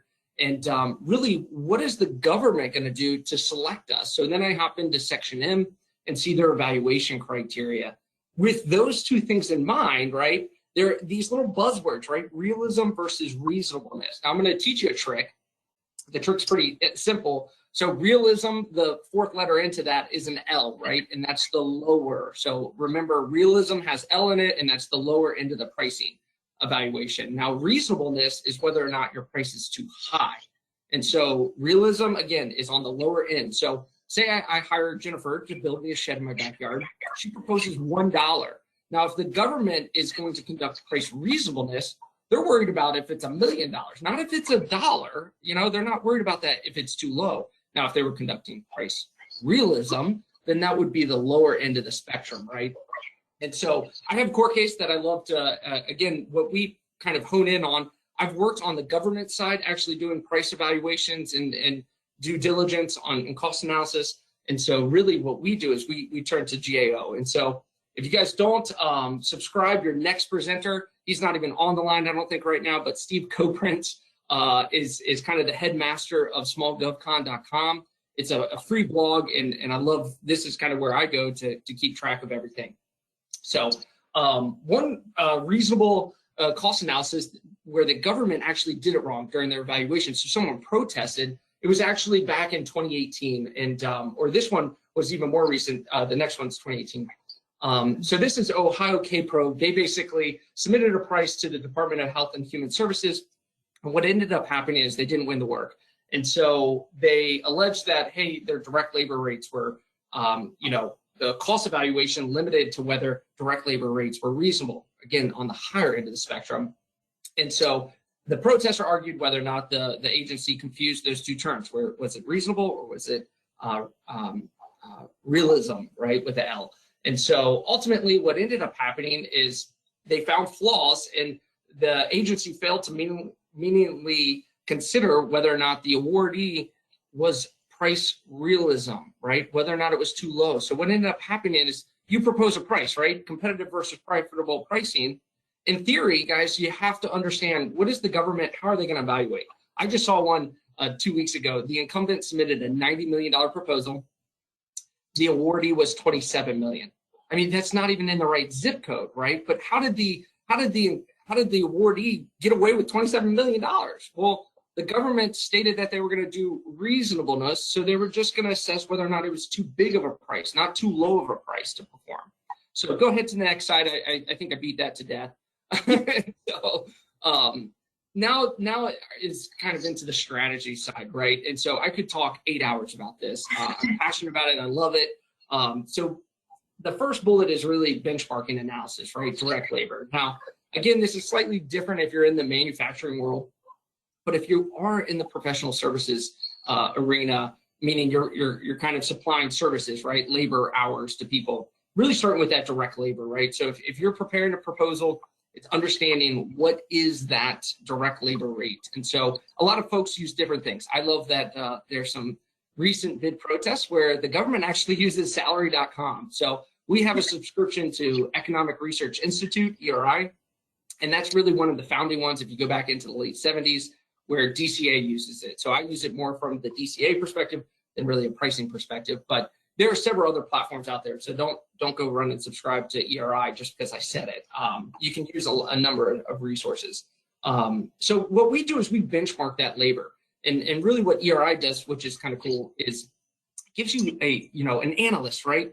Years 1 of experience to 18. And so when you get a solicitation, what you're going to see is that, hey, there's some minimum requirements. An analyst has to have 3 years. Well, it's easy for us to correlate to those 3 years of experience. And then we really hone in on the NAICS code that the work's going to be performed, and also the geographic location where the work's going to be performed. It's more expensive in DC than it is in Butte, Montana.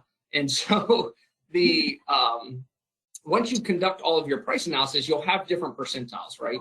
So this is kind of tricky. So if you work with like Nywick Atlantic or the old Spay War, if you see their solicitations, guys, you'll see that they have a 50% minimum. If you're proposing a TBD employee, that means you're using a salarysurvey.com type of resource, right? You don't have a pay stub. And so you have to use that 50th percentile. Now, again, if you look at bid protest, they'll argue that anything below the 25th percentile is unreal. It's realism analysis is that it's too low, right? And so we kind of hone in on that, and when we conduct our benchmark analysis, we set that bar right there, right? So we know if someone's hiring all TBD employees, what is it going to be? Or if our competitor proposes the 10th percentile, really, really low rates, that's super competitive, how does their price shake out compared to a what if indirect rate? So my next bullet is really indirect rates, right? And so again, indirect rates are fascinating. I love indirect rates because there's so many nuances to it. Again, we work against DCA with contractors or for the government to assess these different types of indirect rate structurings. And so really, say you're a small business. Does it make sense for you to have an on-site rate, overhead rate, and an off-site overhead rate? Well, we kind of model that, right? But then it goes a step further. If you're going after cost plus contract, you have to show 3 years of historicals, and then what are your forecasted rates into the future? Are you just going to base them off your historicals? Again, this is where I think a lot of small businesses get caught up, because when you read section L of a solicitation, what you'll find is that they always say, your indirect rates, please submit your forward pricing rate agreement or forward pricing rate recommendation. Now, both of those, the agreement is by DCAA. Those really haven't had it in that resource. I mean, unless you're a ginormous business, they really don't do that for small businesses. And I'm going to use the term small. If you're under $50 million, you're not in revenue, you're not going to get a forward pricing rate agreement. Forward price recommendations, those are from DCMA, and those are unilaterally established. And really, those, again, small businesses under $50 million, you're not going to get one of those either. The Lockheeds and the Pratt Whitneys of the world, they are the ones that get that. And So again, you're kind of left stranded. Okay, well, what rates do you use? Because you're not going to have anything from DCAA that's approved. And so really, this is where you have different approaches, and you have to pay attention to what the actual solicitation states. Some solicitations will say propose provisional billing rates. Now, you have to understand provisional billing rates are your rates, your indirect rates into the future, and they're really only for billing purposes. And so if you give, I just used Nywick Atlanta because I just used it, down in Charleston, right? They explicitly state, do not use provisional billing rates. Those are not forward-thinking rates. Those are not audited by DCA. They're nothing really, and they're halfway true on that. DCA actually changed just 3 months ago. They're actually not auditing your rates, but they do have internal work papers that they're using now. In the past, it was like a check the box. It's like, send it to me, check the box, here are your rates. They actually have an internal work paper, and so we've submitted dozens of those, and they come back and they actually complete their work papers with us. And so kind of fascinating. That's the market kind of moving that way with DCA's perspective, a new initiative. And so really the next thing that we do with indirect rates is kind of the third bullet is cost impact and recovery. So think of this. Jennifer builds houses. She just does one house a year, and guess what? When you calculate your rates, it's you know, your pool divided by your base. And so your G&A is an easy one. How much, you know, maybe Jennifer gets away with buying 10 stamps in a year and she only builds 10 sheds. Well, guess what? If she does 20 sheds, she still probably only needs 10 stamps a year. And so what you're going to do is dilute out your rates. And so diluting out your rates, you can model that, you can forecast that into the future. And that's where you're going to get a more competitive price. You're going to kind of squeeze those indirect rates to get them lower. Now, again, supporting documentation is key, right? You have to have tons of documentation on how did you make that assessment. And so I like to tee that off with, hey, you know, this proposal's for, you know, $1 million worth of direct labor. If we include $1 million worth of direct labor in our indirect rates, what are the new rates? So I kind of model that out, I shake that out, and I help businesses kind of use that as their supporting documentation. Now, you can't deviate too far because, you know, the government is inevitable in their pricing evaluations. I would be lying to you if I said there was a strategy to price to win. I would be wealthier than Warren Buffett if there was truly a price to win strategy that was like, if you do this, you're going to win every contract. It takes all of these elements, understanding how the government's going to evaluate it, understanding what you can do to respond to it. And each one's different and each agency's different. Again, Nywick is so different than the Navy and their requirements on what they're going to review. And even Panama City is different than Pennsylvania. I mean, I've seen the same agency evaluate prices differently. And so I would say that's probably one of the coolest things that Heather and I have to offer to small businesses is we just see so many. You as a small business may go after 5 or 10 proposals in a year. We see 5 to 10 proposals a month all across the world, all different services. So again, we're able to kind of keep our finger on the pulse of what's happening. The next bullet is really incumbent staff. And I know I'm going to turn it over to you, Heather. I think I have like 1 or 2 more minutes. And so I'm keeping track of the time. And so incumbent staff analysis is really interesting. So if you're going after a contract and you want to uproot that incumbent, right? Someone, you know, khaki has the contract, you want to steal the work from khaki, so to speak.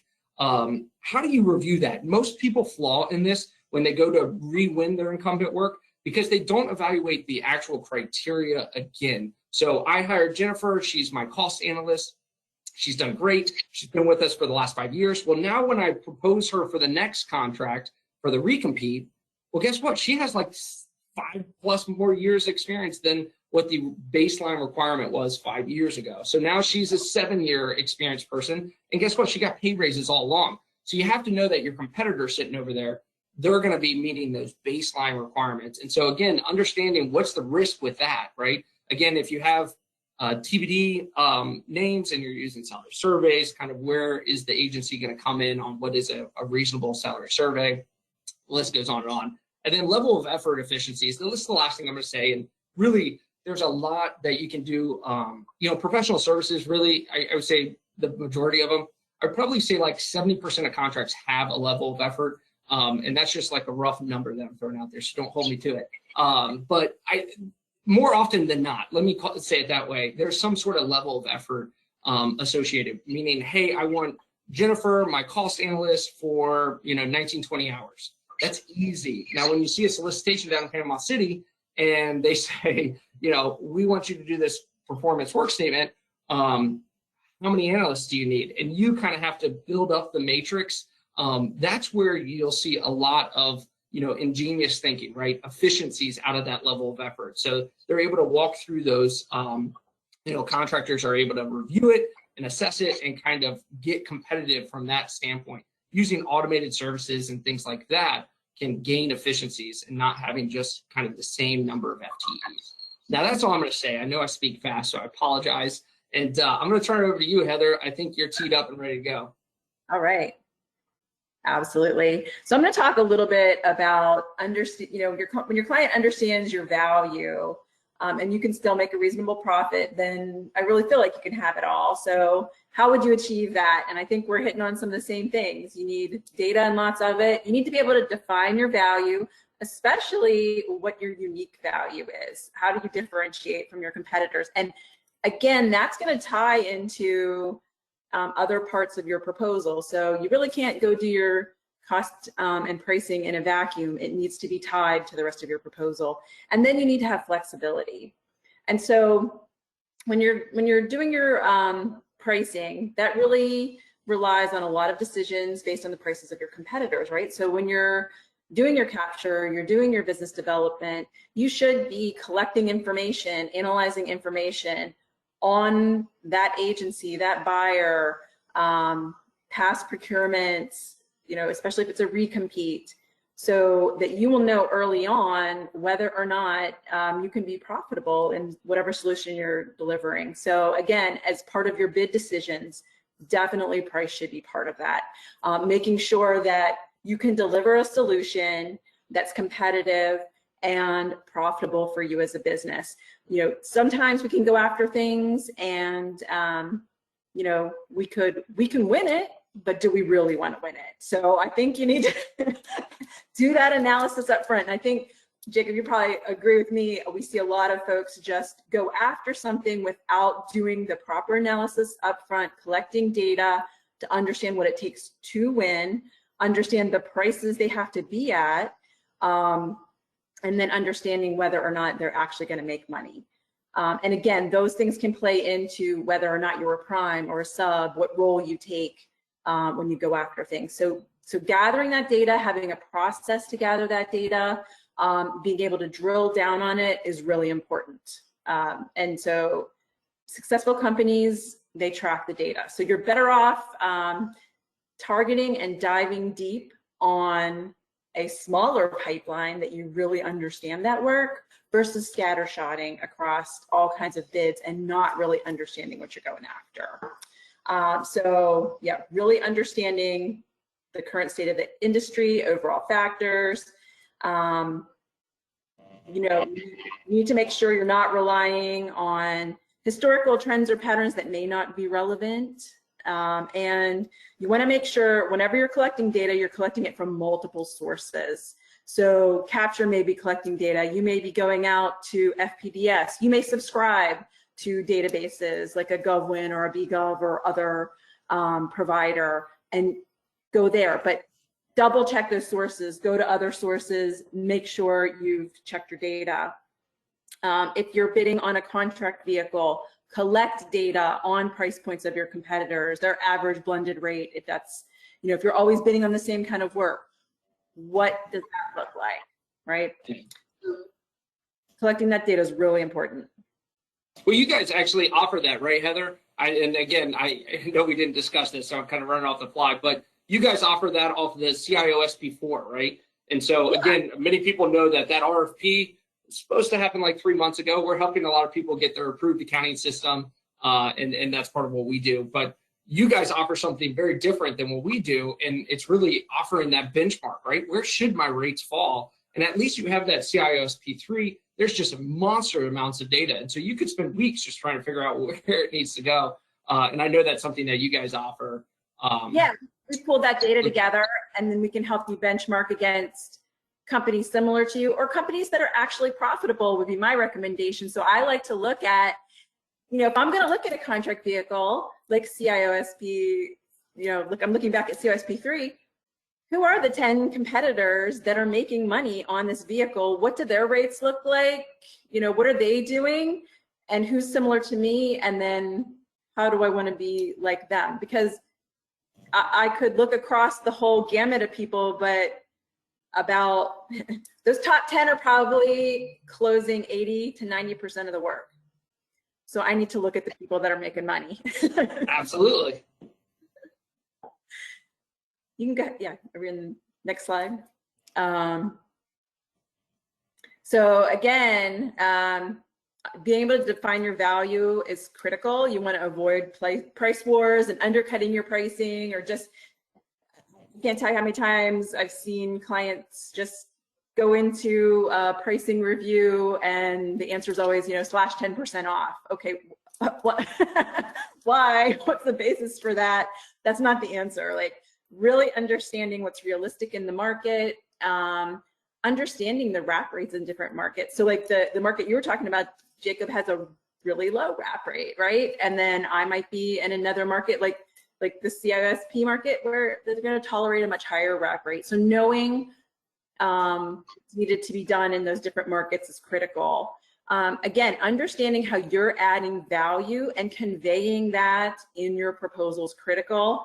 I like to convey that up front in a graphic that ties to my other volumes, that shows value with numbers, so that my reader who's visual can look at my cost volume and see on that first page the value I bring and the risk they're going to incur if they don't select me, right?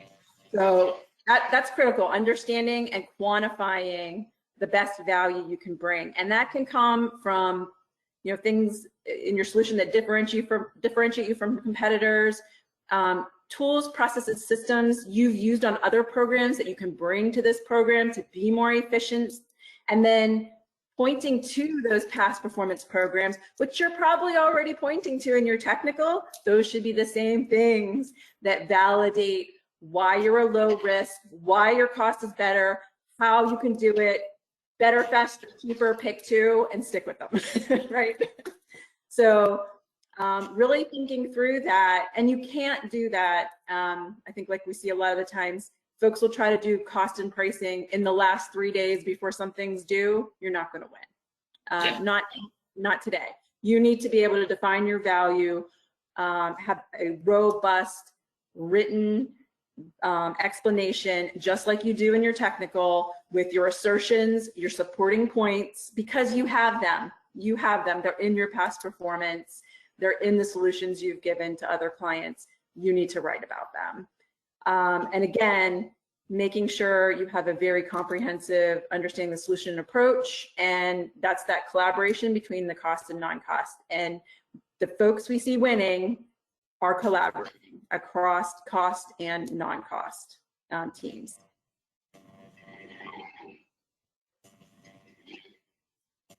Okay, and then being flexible. So every opportunity is unique, so you need to be flexible. And you don't want to just follow the herd. So you don't want to just look at the past solution and propose the same thing. You should be hopefully shaping that, what you're going after, so that you can get the client to understand that there's something unique that you're bringing to that opportunity. If it's LPTA, you know, you're not going to be, you're going to be driving to the bottom. But if it's a best value, you need to be able to help that client understand how what you're bringing to the table is going to modernize things, evolve, save them over time, and that switch is worth it, right? And you don't want to just do what everybody else has been doing over and over again, unless it is that kind of contract. I'll make that caveat, right? Because there are some contracts where, you know, they just want certain people in seats, and that's what it is. But if it's something new, innovative, definitely don't do what's been done before. And again, I think like Jacob pointed out, you want to look back at those indirect costs early. So if you need to impact your rates, there's going to be a change. If this thing you're going after is going to double the size of your business, you need to look at that analysis early. You're not going to, you know, be very effective doing that in the middle of a proposal or 3 days before it's due. You want to really take a fine tooth comb for things. You want to understand what's important to that agency. You may have some agencies want to see like very robust fringe benefits packages because they want to know that you care about your people and retain your people.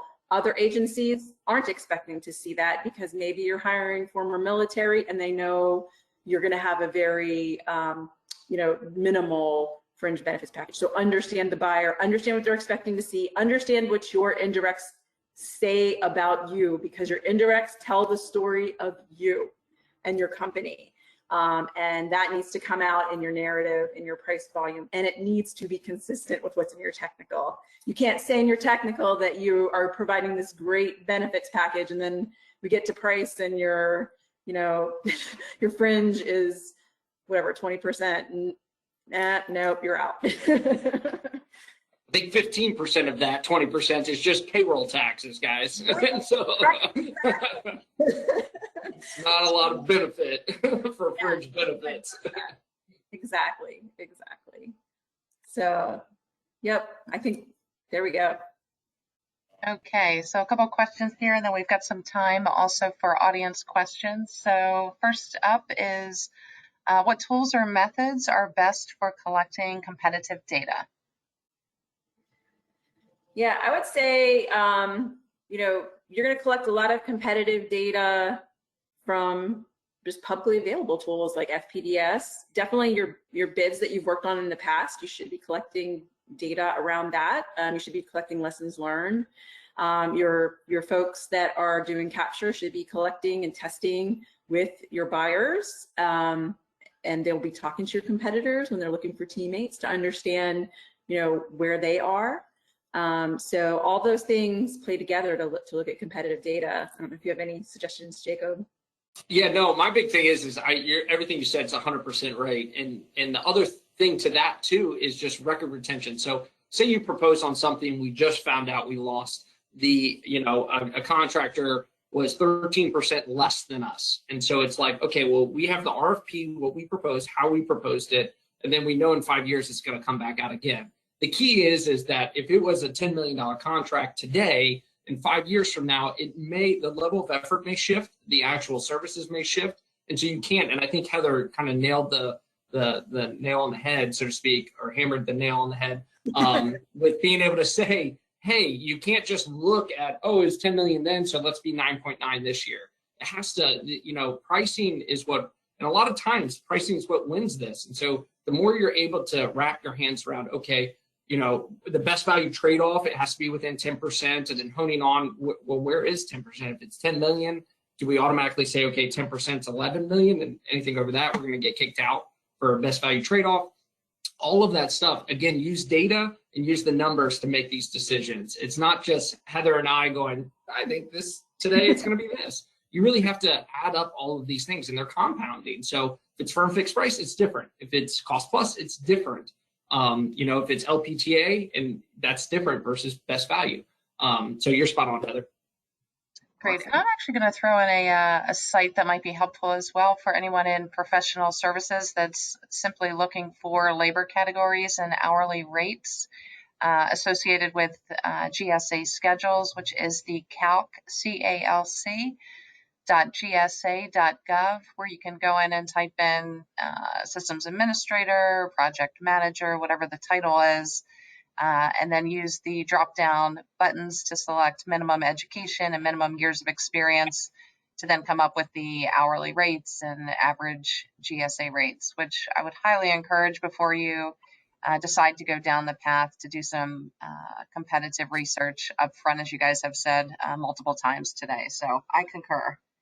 Yeah, I would also, so the only danger of that tool is GSA schedules are based off of your highest location, so there's going to be some discounting on that, right? So you got to keep that in mind, and when you're using that tool, you just can't go by the labor category name because they're contractor defined. So I may define my program manager different than somebody else, so you really got to look at description. So while it's a good tool and it's what the government's looking, it's one point of data. The Oasis Pet tool is a really good tool because it also allows you to go build an IGCE basically, and its background is the BLS data, and it applies some wrap rates to it, and you can select those. So, and it lets you select different levels. So that's also another great tool to just do an IGC. It's publicly available. Again, so you might want to do both spectrums, because the calc tool is going to put you on the high end. The Oasis tool will let you do a low, a mid-range, and a high end. And again, it's off BLS data, so it's not just applicable to Oasis. That helps. Right. Okay, great.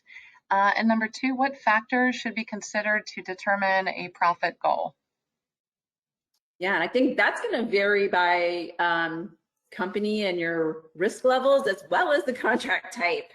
So profit is our reward for taking risks, right? So I would say at a minimum, most folks are going to have to at least cover, 1 to 2% in costs that are unallowable, like just off the bat, right? And then anything above that is your reward as a contractor for taking risks based on the contract type, technical risks, management risks, etc. So all those things will need to be looked at and factored in, and you should really go out and look at what Department of Defense uses and what civil agencies use. So they use structured profit method, and they use weighted guidelines method, and you can see how they've broken it down and have formulaic ways to sort of weigh out your profit targets. So why not take a look at how they're going to weigh it out?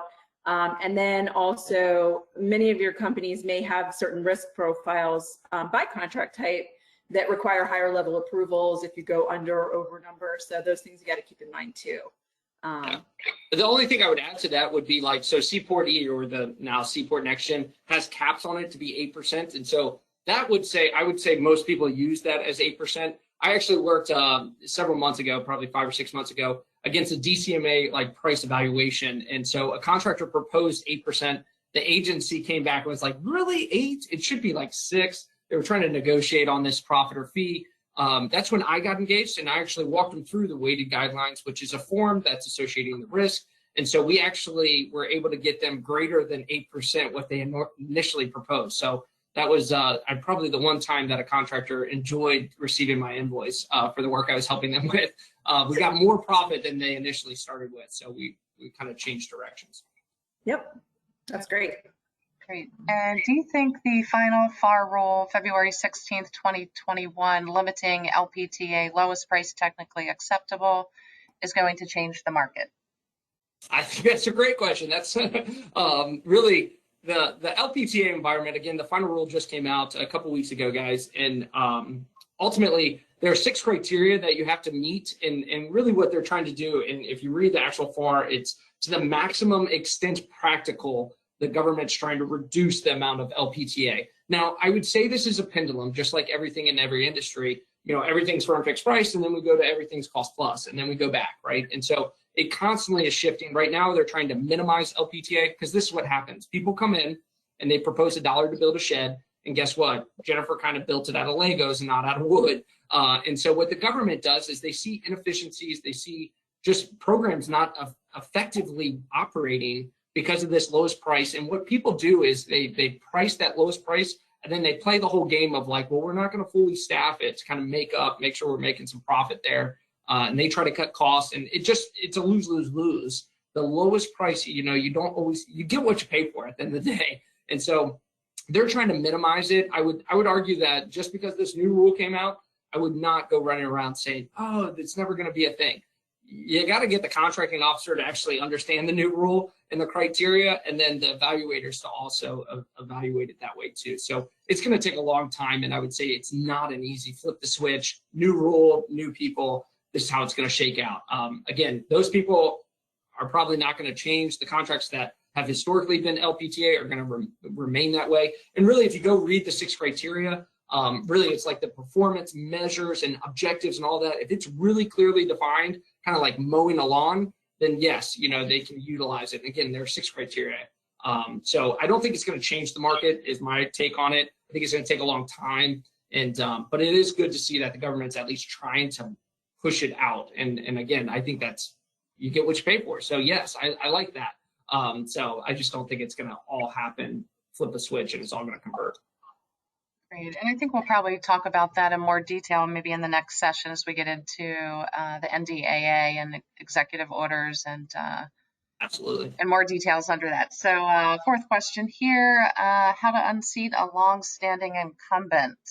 As you So this is like, this is like a magic trick, right? Like, how do you do it? Well, if you have a long-standing incumbent, I alluded to this earlier on, is that really your incumbent, if they've done it for 5 years and then another 5 years, and then this is the third term of a 5-year contract, really you have to understand that that workforce, whether or not you're going against them or you are that person, is really graining your workforce, right? So if, you hired Jennifer as a cost analyst, now she's 11 years of experience, she's going to be more pricey than someone fresh out of college that meets the minimum education and the minimum years of experience requirement. So I would say that's one thing. The bloating of basically their costs is she's going to get a 3% pay raise, and after 11 years, she's a lot more expensive than where she was when she initially started, or if you go and hire someone new. And so you have to be kind of cautious against that, because it's something that's real. And so if you just think you've had the contract and you think you're the best at the contract, you just do the same old, the government wants to, what Heather was alluding to,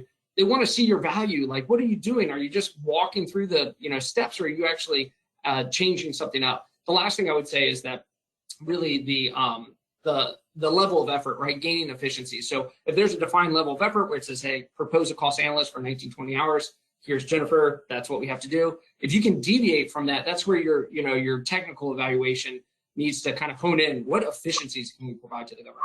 I know I'm out of time. Okay, so one last quick question here from the audience before we start moving on to our next session.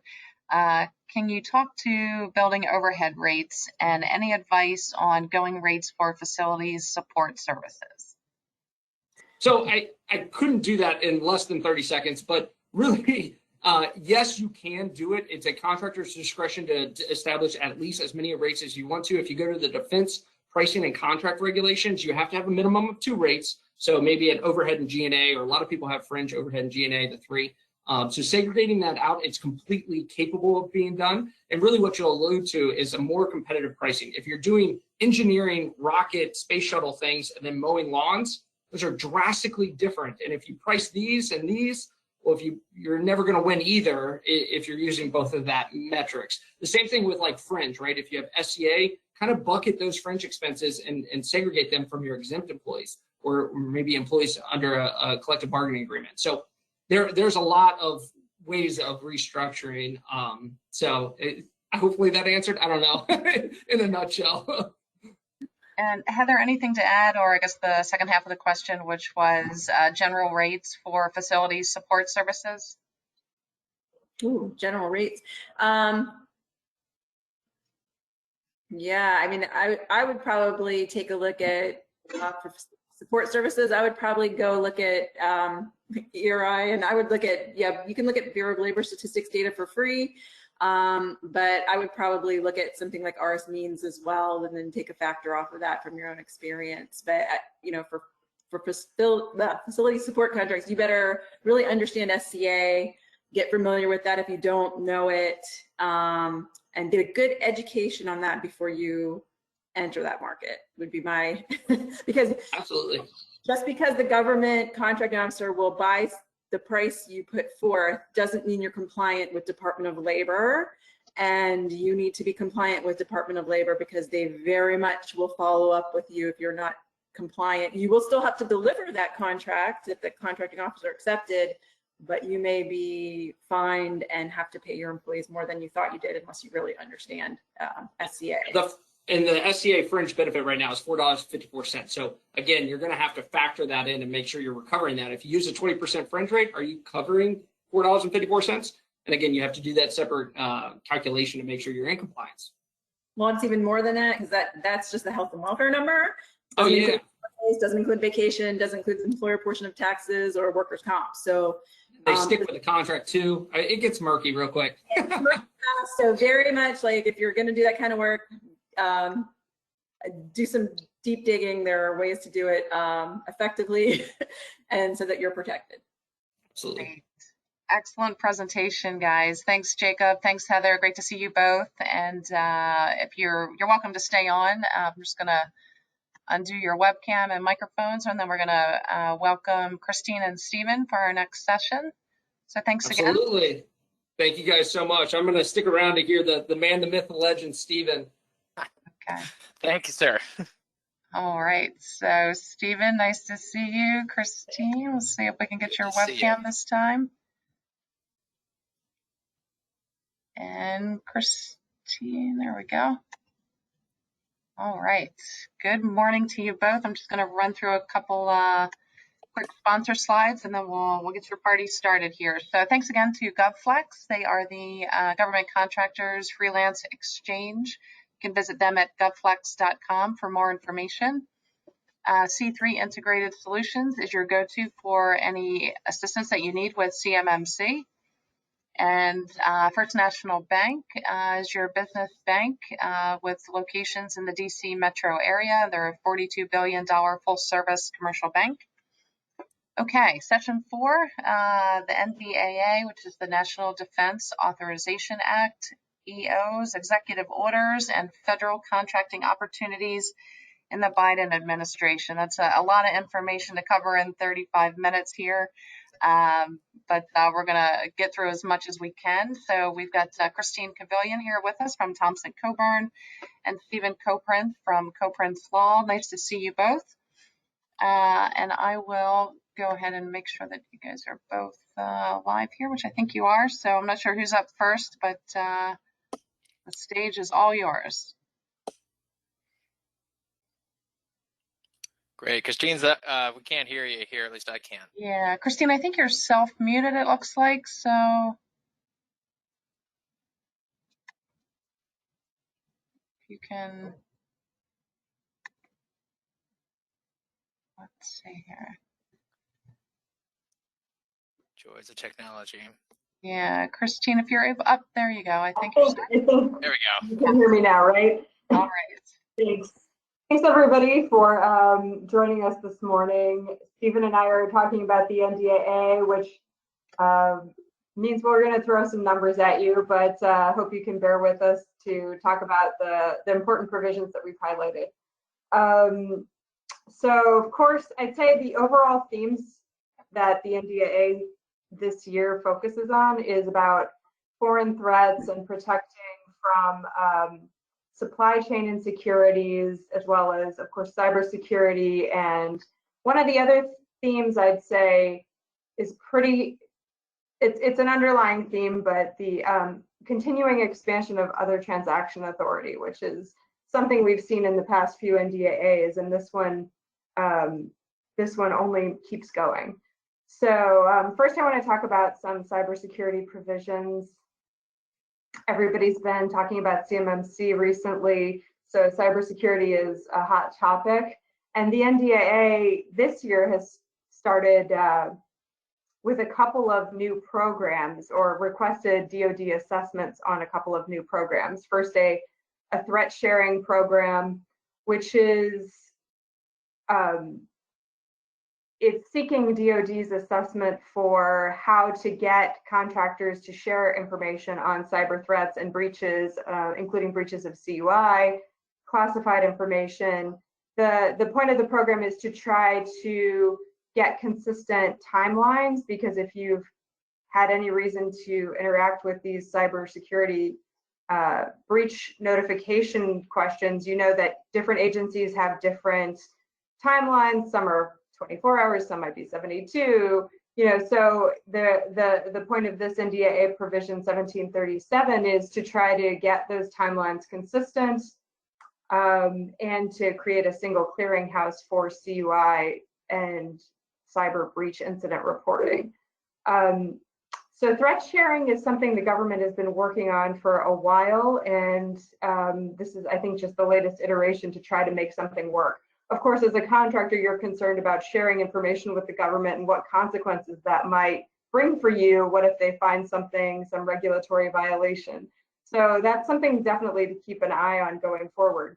the reports from the Secretary of Defense are due later this year. 1739 dovetails with that. It's about a cyber hunting, a threat hunting program. It's about investigating the feasibility of using contractor information and going into contractor systems to hunt cybersecurity threats actively, including systems that deal with a lot of CUI. So if your contracts handle a lot of CUI, this is definitely something that should be on your radar. Big assessments, the assessment from the Secretary of Defense is coming out probably the end of this year, beginning of next year, depending on their delay. So it's something to watch out for, because this could wind up becoming a mandatory provision, especially in a contract that handles a lot of CUI. Other cyber help maybe for CMMC, if you're a small manufacturer, there's a new program that allows the Department of Defense to allocate funds for compliance with CMMC. And it doesn't actually authorize any funds, but it allows DoD, subject to funds availability, to authorize the use of those funds on grants.gov. So if you fall into that category, that's something to check out on grants.gov, look for, keep your eyes open for. Next slide. Of course, there's lots of other cybersecurity provisions in this NDAA, but those are some of the highlights. Supply chain and foreign ownership provisions sort of go together to a certain extent. As I said, one of the themes is about securing the US supply chain and trying to avoid foreign interference. So we're all familiar with Buy America, Buy American. There's a new order of priorities established in this NDAA that talks about, it requires DoD to first look to US domestic sources for strategic and critical materials. And strategic and critical materials, second, have to look to Australia, Canada, the UK, other close allies, and then only third could you go outside of those countries. So it's a focus on ensuring DoD's supply chain doesn't get interrupted by geopolitical concerns or possibly natural disasters, a pandemic, anything that we've had come to light in the last year. So I guess the question follows, what are strategic and critical materials? That isn't actually defined in the NDAA. That is something that's going to be determined by the Secretary of Defense and presented in a report. It was supposed to be out March 1st, but it's not out as of yesterday. So that's another thing to be determined. Based on other provisions in the NDAA, though, I would expect you'll see in the next few slides some things that will probably fall into that category. So that order of priority goes hand in hand with a requirement that the Secretary of Defense issue a report on gaps in the supply chain, which is Section 851, about gaps and vulnerabilities, as well as the use of waivers under the Buy American Act and other Trade Agreements Act. And it's an ongoing question, the extent to which you can use waivers for those sorts of compliance requirements. And sometimes they're hard to get, but depending on what you make, they can be easier to get. But I think that this NDAA is signaling that is going to be tightened going forward. So other relevant provisions related to the supply chain. So rare earth materials isn't something that gets talked about a lot, but it is something that plays a huge role in the production of weapon systems, satellite communications, lasers, ships, submarines, and also lots of consumer products, high-tech consumer products. And one of the problems this NDAA is addressing is that China has a virtual monopoly on the mining and production of these rare earth materials. And that's something that Congress is looking to address and try to develop a domestic source. So that is within, again, securing the domestic supply chain. There's a similar provision related to the sourcing of aluminum for missiles and planes and things like that in this NDAA, Section 829. It's not highlighted. Of course, this is, from a continuation of the previous administration's concerns about supply chain and national security, but it's also, like I said, the pandemic has exposed vulnerabilities in other areas such as, printed circuit boards and things like that have been addressed in this NDAA. So there's a more thoroughgoing theme. We'll talk about that with Biden's EO in a minute. Related is the foreign ownership provisions. So FAPIS is a database on contractor performance that we're all familiar with in the government contracts world. This NDAA requires a disclosure of the beneficial owner of a company that gets awarded a grant or a contract. And beneficial owner is, of course, some owner with voting power, with investment power, somebody that has control or a measure of control over the contract awardee. So this again goes in with the theme of increasing transparency and awareness of foreign ownership in the DoD supply chain. I don't know if you remember a few years ago, Kaspersky Lab was booted out of the supply chain. There was a lot of litigation surrounding that.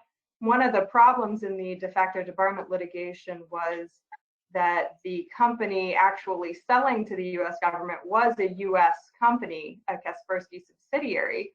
So part of the judicial analysis was going through and trying to unpeel the layers to get to the Russian parent company to justify the debarment.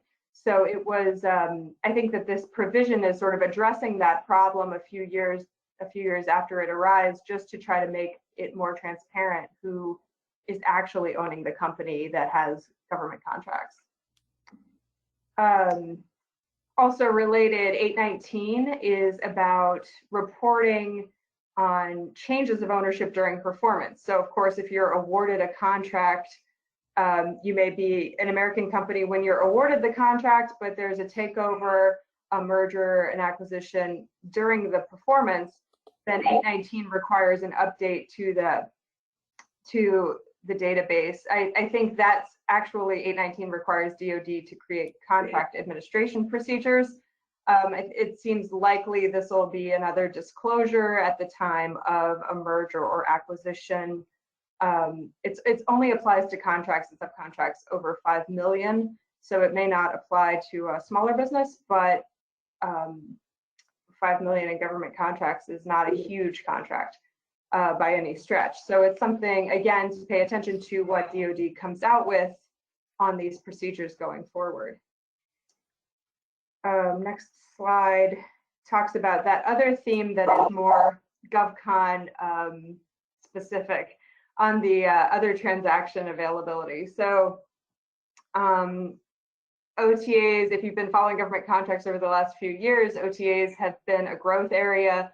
A lot more authority has been opened in the last few NDAAs for other transactions and agencies to use them.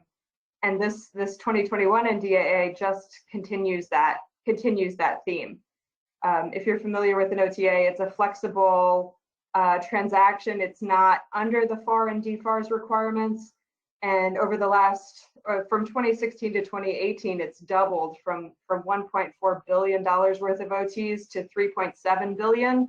And that's 2018. It's probably even more in 2019 and going forward. I think it's going to be a real growth area, especially given this NDAA, which is now requires DoD to publish the active OTA consortia so that it can be used more broadly. It allows more transparency again to the consortia that are active, that are available. And also this NDAA gives OTA authority to our newly created National Cyber Director, so another agency with OTA authority under CISA, and also to allow OTAs to be used for R&D by NIST and for secure microelectronics. Again, these are important pieces of the supply chain, especially the secure microelectronics, and it's showing that Congress is willing to open these processes up to non-traditional government contractors. And the last slide I have about Biden's recent executive order. I don't have a ton of time to talk about this, but recently on February 24th, 2021, there was Biden issued a new executive order requiring a review of supply chains. And the supply chains are not just DoD specific. So a lot of what's in the NDAA is DoD specific, of course, but this new executive order is focusing on other industries. So Biden required an immediate review of supply chain vulnerabilities in the 4 industries on the left: pharmaceuticals, semiconductors, rare earth metals, and high capacity batteries.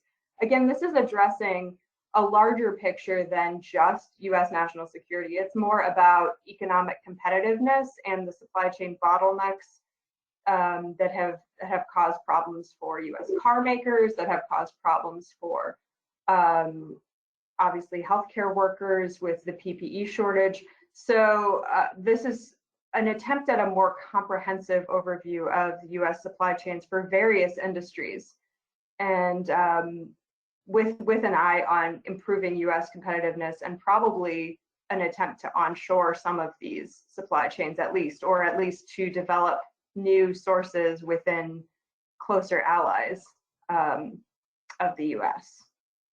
So now I can turn it over to Stephen. I don't want to overdo my time. Yeah, well, thank you, Christine. Great information. Really appreciate it. And my name's Steve Koprince. I'm the founder and senior partner with Koprince Law. It's a boutique law firm focusing on across the government contract spectrum, but especially on small businesses. And so I want to spend my time briefly with you this morning hitting some of the highlights from the 2021 National Defense Authorization Act dealing with small businesses, because you saw those focuses that Christine mentioned on supply chain and on cybersecurity and domestic preferences. You see this with the Biden administration as well, with their recent Buy American Act executive order, which we don't have time to get into this morning. But one of the major focuses for Congress this year was small business, and really I think 2 big picture focuses. One, trying to make it easier for companies who are small to win government contracts. And it's not well known, I think, in government contracting, that the number of small businesses that are winning government contracts has declined significantly by 30% plus over the last 10 years, even as dollars have gone up. So dollars for small businesses have gone up, but the pie is being sliced into bigger and bigger pieces. So Congress is looking for ways to encourage more small businesses to come into the marketplace. And then Congress is trying to prevent fraud, waste, and abuse. And that's an ongoing item that we see with Congress when they're setting up new certification programs and things like that, moving away from self-certification. So that brings us to the 2021 NDAA, where Congress likes to tinker with the small business rules, not just for DoD, by the way, because these rules that I'm going to talk about apply across agencies. In fact, it's going to be SBA that implements most of them. But the NDAA passes every year. This year is over a veto, but it is a good place to put things that you want to get done that have broad support. So that brings us to the first rule, and that is calculating your size under an employee-based size standard. So those who are familiar with how size standards work in the government contracting world, you know there are really 2 flavors of size. There's the revenue-based or receipts-based formula, and that's if you're in construction or services, then you're calculating your size based on the average annual receipts, basically your total income plus cost of goods sold. If you're in the manufacturing field, you're selling manufactured goods, whether you're the seller yourself or you're non-manufacturer type broker, dealer, whatever you want to call that, reseller, then you're calculating based on average employee count. And the formula has long been you use the average employee count over the last 12 months. The last 12 months, you take your payrolls, you average them together, and you come up with a number of employees, full-time, part-time, temporary, doesn't matter. You add them all in there, and then you compare it to whatever the size standard is. Maybe that's 500 employees, 1,000 employees, 750, whatever that size standard is. And so 12 months has been the formula for a long time. The NDAA Section 863 extends that period to 24 months, and that is going to be effective next January 1st, 1 year from the date the NDAA became law, which became law January 1st over the veto. And so next year, January 1st, you go from a 12-month period to a 24-month period. And that's actually a big deal for those folks who are in the government industry of selling manufactured products of some type, whether you manufacture them yourself or whether somebody else did and you're reselling them, because the period has doubled. So if you're a growing business, let's say that you had 300 employees on your payroll last year, you had 800 employees this year. Well, if you use just a 12-month period, you no longer qualify. But if you reach back to last year and you bring in that average, all of a sudden you could qualify. Depending on how the numbers work out. Maybe 800 wouldn't be the number, it'd be 700 or 650 or whatever it is. But you see where I'm going with this. If you're a growing business, this gives you a longer time to remain small. And that's Congress's intent, to extend the period in which you can qualify as small and allow more small businesses to qualify for government contracting. The problem with this is it works in reverse too. That if you're a shrinking business, if you had 700 employees last year and now this year you had 400, you'd think you could qualify now as small over the last 12 months. And now you have to wrap in that year you did really well. And so I'm not sure Congress has fully thought that part out. It's almost based on an assumption that all businesses are growing, and the timing is a little odd, being in the pandemic when a lot of small businesses are not growing. They went in the opposite direction last year, as you know from reading news stories, but that's what we're looking at. So that's not effective now, but if you're in this industry of selling manufactured products of some sort under an employee-based size standard, next year, for better or for worse, it's going to be a 2-year period instead of 1 year. Let's go to the next slide here. Government-wide SDVOSB certifications. SDVOSB, it took me a little while working in this field before that just rolled off my tongue naturally, right? SDVOSB, that stands for Service Disabled Veteran-Owned Small Business. And so following last year in October, the SBA finally implemented a formal certification program for women-owned small businesses. And so for a long period of time, you could self-certify as a woman-owned small business. No more. Now you have to be formally certified. The same is true for 8A. The same is true for HubZone, which are the other major categories of socioeconomic set-asides and sole sources for federal contracting. Well, SDVOSB is a little unique. They have a 2-tier system, essentially two systems under the law. If you're going after VA contracts, you have for a number of years, you have to get a formal certification under the Veterans First program. If you're going after DoD contracts or any other non-VA agency, essentially, DHS, state, treasury, what have you, it's been a self-certification program ever since it was created back in the early 2000s. It still is today. On the books, you self-certify as an SDVOSB just as you would self-certify as a small business. You go into SAM and supposedly do your due diligence and say, I'm an SDVOSB. Well, that has not worked well. The rules are complicated. They really are. And so especially the control rules for SDVOSB. And so some folks are fraudulent. They're really intending to defraud the program. But I think just a lot of folks accidentally get it wrong. Like these rules are just weird. It's paperwork stuff that would work in the ordinary sense, but doesn't work in an SDVOSB setting where the veteran has to unconditionally control the company, and that's a term of art under the rules. So a lot of folks get it wrong. There are audits that have shown that 40, 50% maybe in certain small sample sizes of SDVOSBs who self-certify don't actually qualify. So what Congress has finally done, it's been talking about it for years, is expanded self-certification, or eliminated self-certification and expanded the VA certification process government-wide. It doesn't kick in right away. It's going to kick in January 1st, 2023. And so there's still a couple years where you can still self-certify as an SDVOSB for non-VA contracts. But 2023, then there'll be no more self-certification. That a formal verification or certification system will exist government-wide, no matter what agency's contracts you're bidding on. If you're still self-certified at that point, there's going to be a 1-year grace period where you can essentially say, my application is pending. You still have to have someone look at that application before you can be awarded the contract, but you don't have to get the certification to prevent a bottleneck where the agency may not be able to process all those applications at once. And finally, the entity that does the certifications has been housed at VA since 2006, 2007, whenever it was stood up. That's going to be moved over to the SBA. And so it's not going to be dissolved. It's actually just going to move under the SBA's jurisdiction. So SBA will take over the certification process, even for VA contracts for SDVOSB. Christine, you said you had a comment or two quickly on that. Is that right? Yeah, I mean, I think it's just interesting to switch from VA to SBA. There's been a lot of litigation about whether, a small business or a VA business takes priority for VA contractors.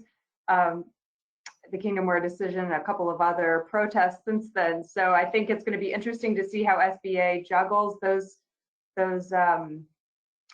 priorities going forward for VA versus SBA businesses.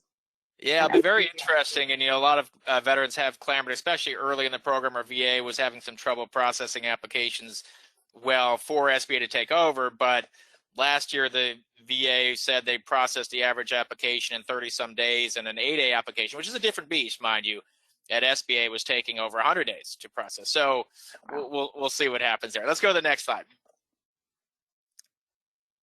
All right, speaking of 8As, the 2021 NDAA and a COVID relief bill that was passed earlier, not the one that's under debate now, a separate COVID relief bill that was part of the omnibus appropriations, extended the 8A program term for certain companies. And so 8A is unique among the major socioeconomic programs in that it has a limited period of time that you can have that status, 9 years maximum.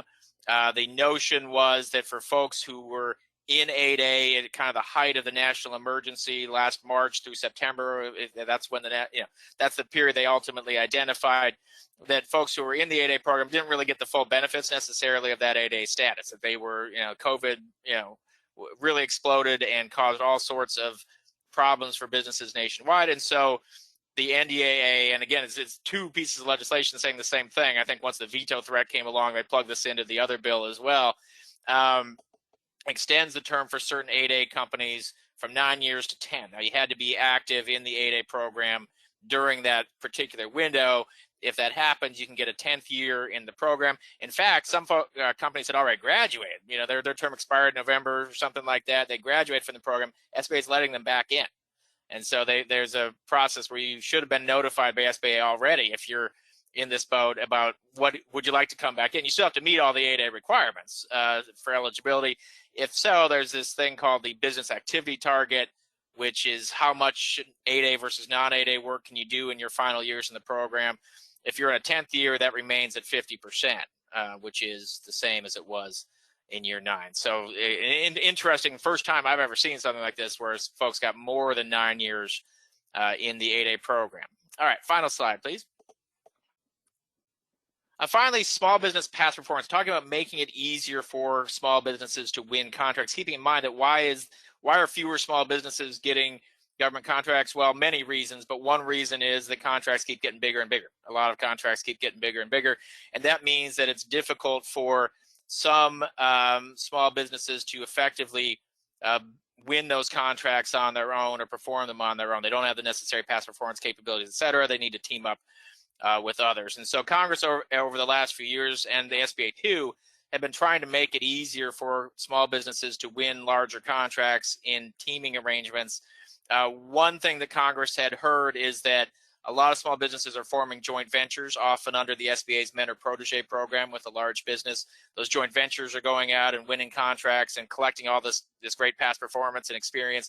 And then sometimes when the small business went to bid on its own now without the mentor or their other joint venture partner, and the agency asked for past performance, that the small business would submit the joint venture's past performance, and the agency would say, no, that's somebody else's. We want your past performance, the contract you did on your own. And that was difficult for some small businesses because they had done the work, but only as a member of a joint venture. So the NDAA recognized that scenario, said, look, that if a small business does not have the necessary past performance, whatever the agency is calling for, you did this, that, or the other, you have to show this minimum amount of past performance, but does have it as a joint venture, then the small business is able to submit that joint venture past performance in lieu of its own, essentially, and the agency can't say no. The agency can't say we won't take that past performance. So it's a trend.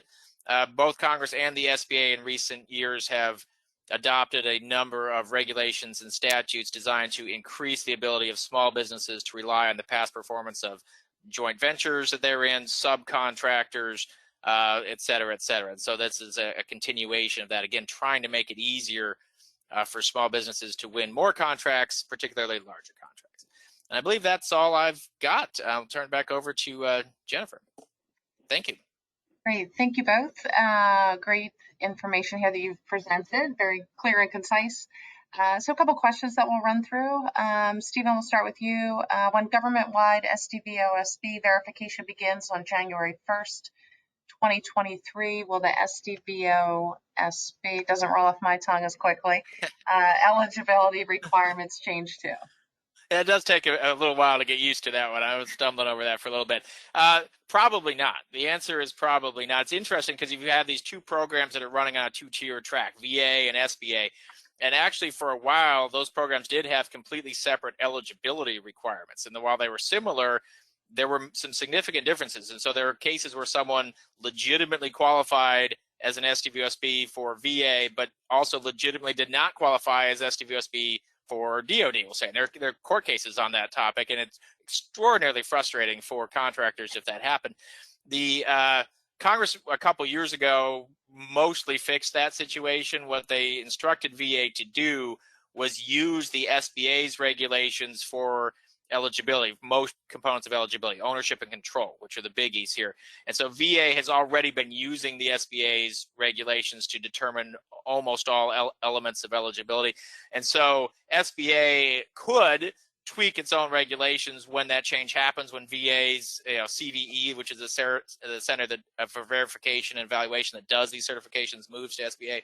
But since the VA is already using the SBA's eligibility criteria and Congress did not insist that the eligibility criteria change, at this point there's no basis to think that that is going to be a change in 2023, which is at least a relief for folks who are getting accustomed to the current eligibility criteria. Great, and I'm going to bounce down to the bottom, then I'll come back to you, Stephen, here. So Christine, how does the enhanced domestic content preference at Section 825 interact with the Buy America and Buy American? Sure, yeah, thanks.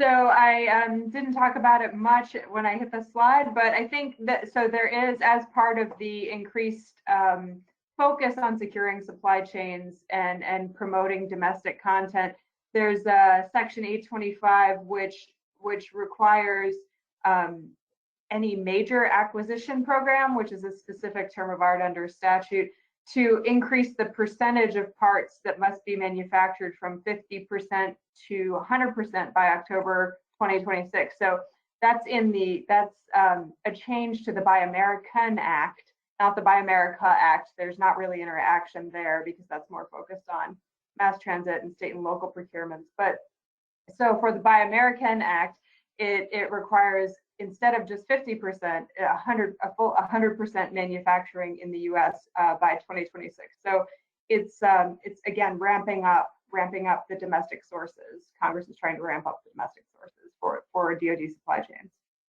Okay, great. And Stephen, back to you. The new NDAA allows a small business to use past performance it gained as a joint venture member, but what about using the past performance of a major subcontractor? Yeah, that's a question I wanted to include because I get that a lot from small businesses that are out there in the field, and they didn't have a joint venture that had the experience, and they're teaming up usually as a prime sub team with probably a large business, in part because that large business has the past performance. And there's been an assumption for years that the FAR requires an agency to consider the past performance of major significant subcontractors. And in fact, that's not true. That's a misconception. The FAR 15305 says that, and if you're under negotiated procurement under that FAR provision, says an agency should consider the past performance of a major or significant critical subcontractor. It doesn't say must. Should and must are very different things. And so folks have been burned on that sometimes, where agencies have said, no, we're not going to consider the subcontractor past performance. SBA has actually changed that too. And so this is not the NDAA, but SBA has published a regulation saying essentially that if a small prime lacks not only relevant past performance, but capabilities or experience being kind of the flip side of the other side of the coin of past performance, can't get into the details on that here, then it can use essentially the experience, capabilities, past performance of a major subcontractor. And so that's not in the FAR. It's an SBA regulation. So like any SBA regulation that's not in the FAR, and this is relatively new, I always tell my clients, look, if you see a solicitation that is contrary to this, that's probably not because the contracting officer is trying to do anything wrong. They probably just don't know that it's there because they're taught to follow the FAR. And so politely educate them. Send them a copy of the regulation. We just did that with a different SBA regulation for a client of mine a few days ago, and to the contracting officer's credit, she's like, "Yeah, I think you're right. We're going to amend the solicitation." So, feel free to do that in a polite fashion. But it is out there now. It's new, never been in the FAR, but is now in the SBA regulations. Super. Okay, and Christine, what kinds of businesses are eligible for OTA consortia? Yeah, I think that's something that people are often curious about, because OTAs are just this other set of transactions that don't really seem to follow any rules. But I'd say the short answer is any business or academic institution can receive an OT award, but they have to be a non-traditional government contractor. And what that means is they aren't currently performing a government contract or a subcontract that requires CAS compliance, cost accounting standards compliance, or the submission of certified cost and pricing data. So if you're a GovCon nerd, you know what that means. It means, if you're doing commercial items contracts or some GSA schedule contracts, then you may not be considered a traditional government contractor. That's something that you would want to seek out counsel for to determine whether you fall into that category or not. It depends entirely on the contracts that you're performing. And then also, to fall into the non-traditional government contractor field, you have to have not performed any of those contracts for the last year. So if you did one 10 years ago, then that's not going to count against you for consideration for an OT consortia position. Now, there's an exception to this. Traditional government contractors can receive OTAs if they are in a teaming agreement with a non-traditional government contractor, and there's specific performance requirements that go with that. So even if you are a traditional government contractor, if you have contacts outside of the traditional government contracts field and want to team up, this is a way that the government's trying to get non-traditional government contractors involved in providing services and goods to the government, and trying to encourage the expansion of the industrial base. Okay, super, thank you. Yeah, they are on the rise. We just did a series on that earlier this month. And now we've got some live questions coming in from the audience. So if anybody has questions, we still have a couple more minutes. Please go ahead and type them in on the right-hand side of the control panel. And the first question is, much of the set-aside emphasis is on 8A. Will there be more, consideration for women-owned small business certification set-asides? Yeah, I guess I'll take that. I hope so. The women-owned small business goal is 5% of contracting dollars, which the government has just barely met the last few years, but they're mostly getting that by sort of double dipping on other categories. In other words, awarding under a small business set aside, and then it happens to be a woman-owned small business SAM, so they're checking the woman-owned box as well. In fact, this is a little outdated, but I saw a couple years ago, I think now, that like 90-some% of those dollars that are counted toward women-owned are not under set-asides. And so I think contracting officers, in my opinion, have long been wary of the self-certification, similar to SCVOSB. They don't trust it.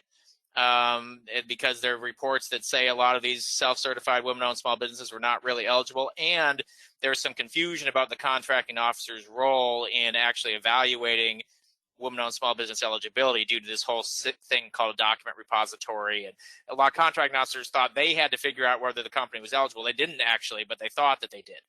And so I think those reasons pushed a lot of contracting officers away from women-owned small business set-asides. I'm hopeful now that it's a formal certification program that those concerns going away will mean that we see a lot more set-asides. That's long been my hope and optimistic position that we will see more of those set-asides once a formal certification is adopted. We'll see if I'm right or if my crystal ball is wrong, but I'm hopeful that as the year continues and next year and contracting officers become comfortable with the formal certification, we'll see a lot more of the women-owned. That's my hope anyway.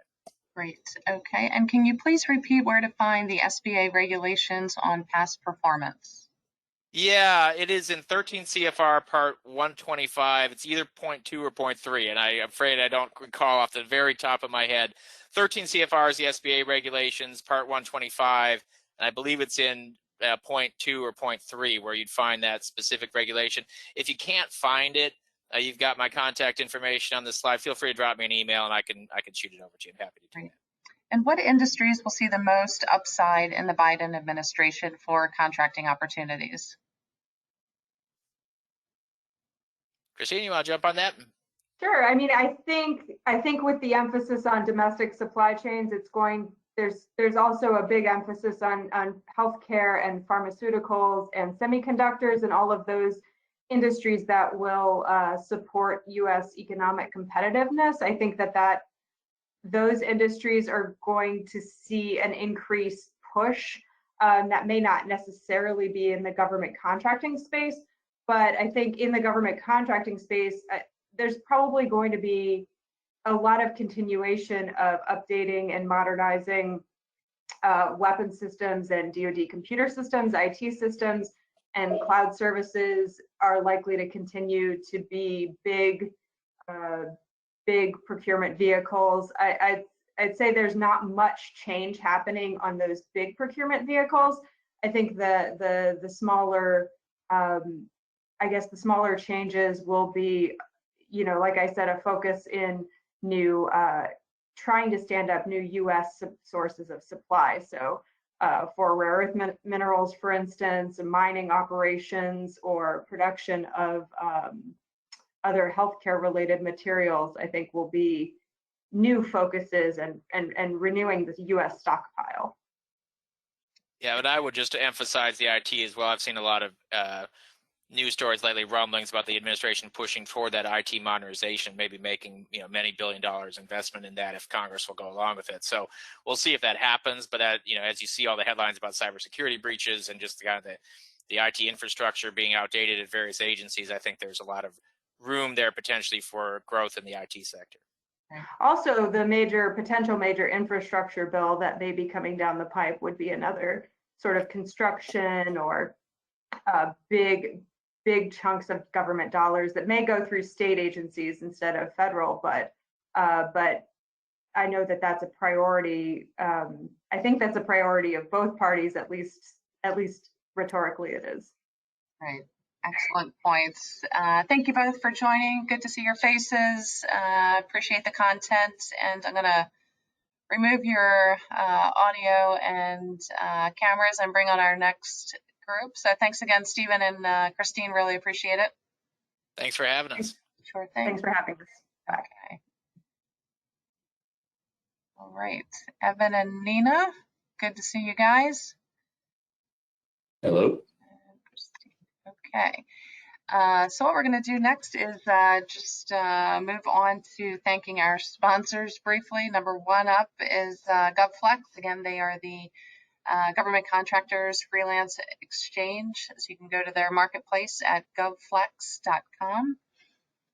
We also want to thank CMMC, C3 Integrated Solutions, who is your go-to for CMMC.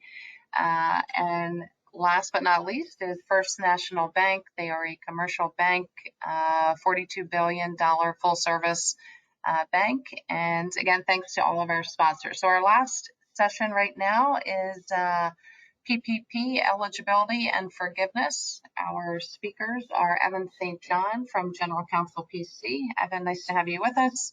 And Nina Shukla, good to see you, Nina, from PB Mars LLP. And I will let you guys dig in. Just go ahead and let me know whenever you're ready for your next slide, and we'll advance them here.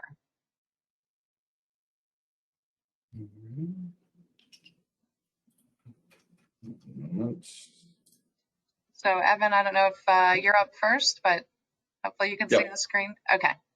Yeah, I was just making sure everything was running correctly. My name is Evan St. John from General Counsel PC, and I'll be presenting today on second draw loans from the SBA's PPP program. As many of you know, the PPP program was started in 2020 to help businesses who were suffering during the COVID-19 pandemic. And so the second draw loans were enabled following the Consolidated Appropriations Act of 2021. They were signed on December 27th, 2020, and that allowed an additional influx of money to be appropriated for the PPP program generally. So while I'll be talking about second draw loans primarily, if you have not yet gotten a first draw loan, you will be eligible for those as well. See, if you're getting a first PPP loan, you may be eligible for up to $10 million in loans. When you're calculating how much you get, you look at generally your total monthly payroll. So you may not be eligible to up to the full 10 million.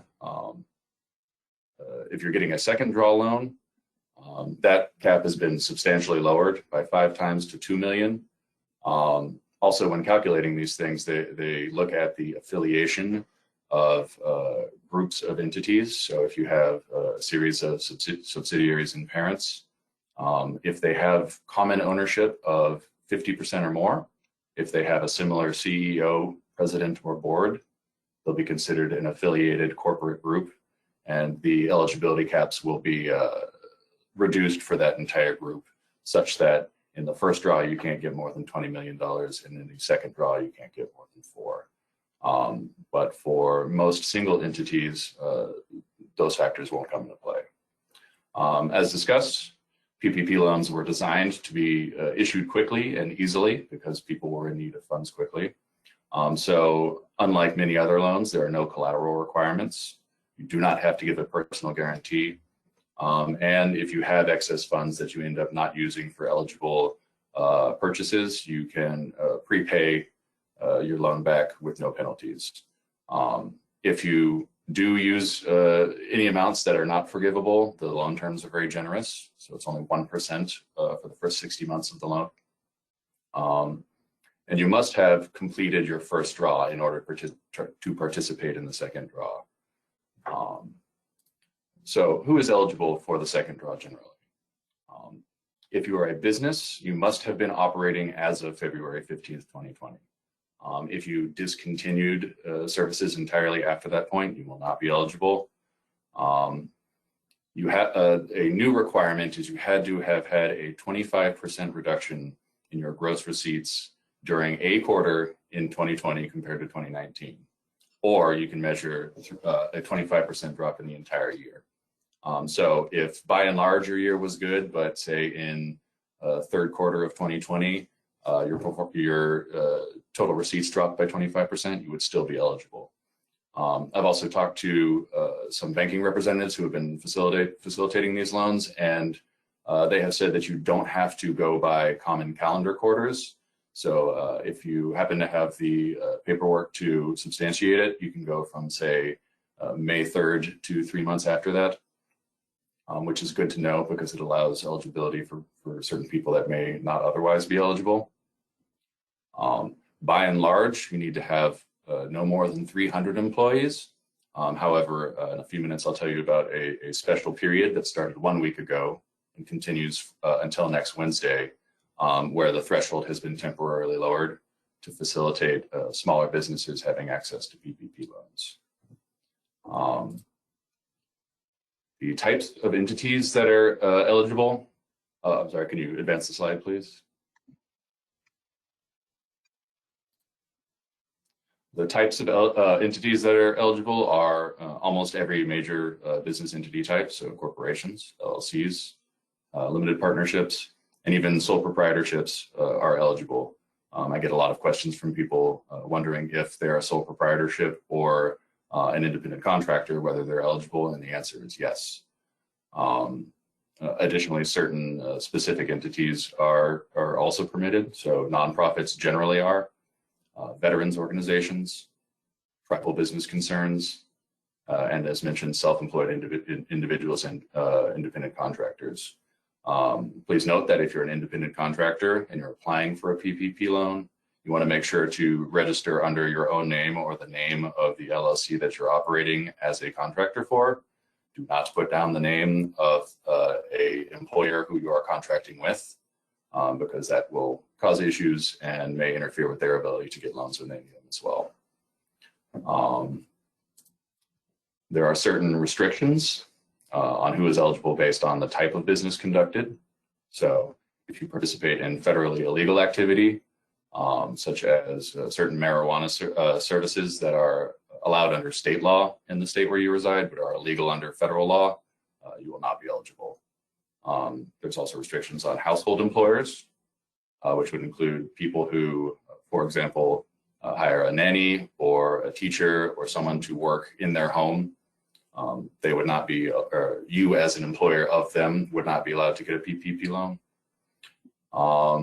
There are prohibitions on entities that are currently going through bankruptcy, and then certain programs are carved out entirely. So if you're a hedge fund or a private equity firm or a political and lobbying firm, you will not be eligible. They have recently, in accordance with that 2-year period that I mentioned earlier, the Biden administration has removed certain restrictions that were in place. And this was done in efforts to allow more small businesses in particular who were not eligible to be able to get funds.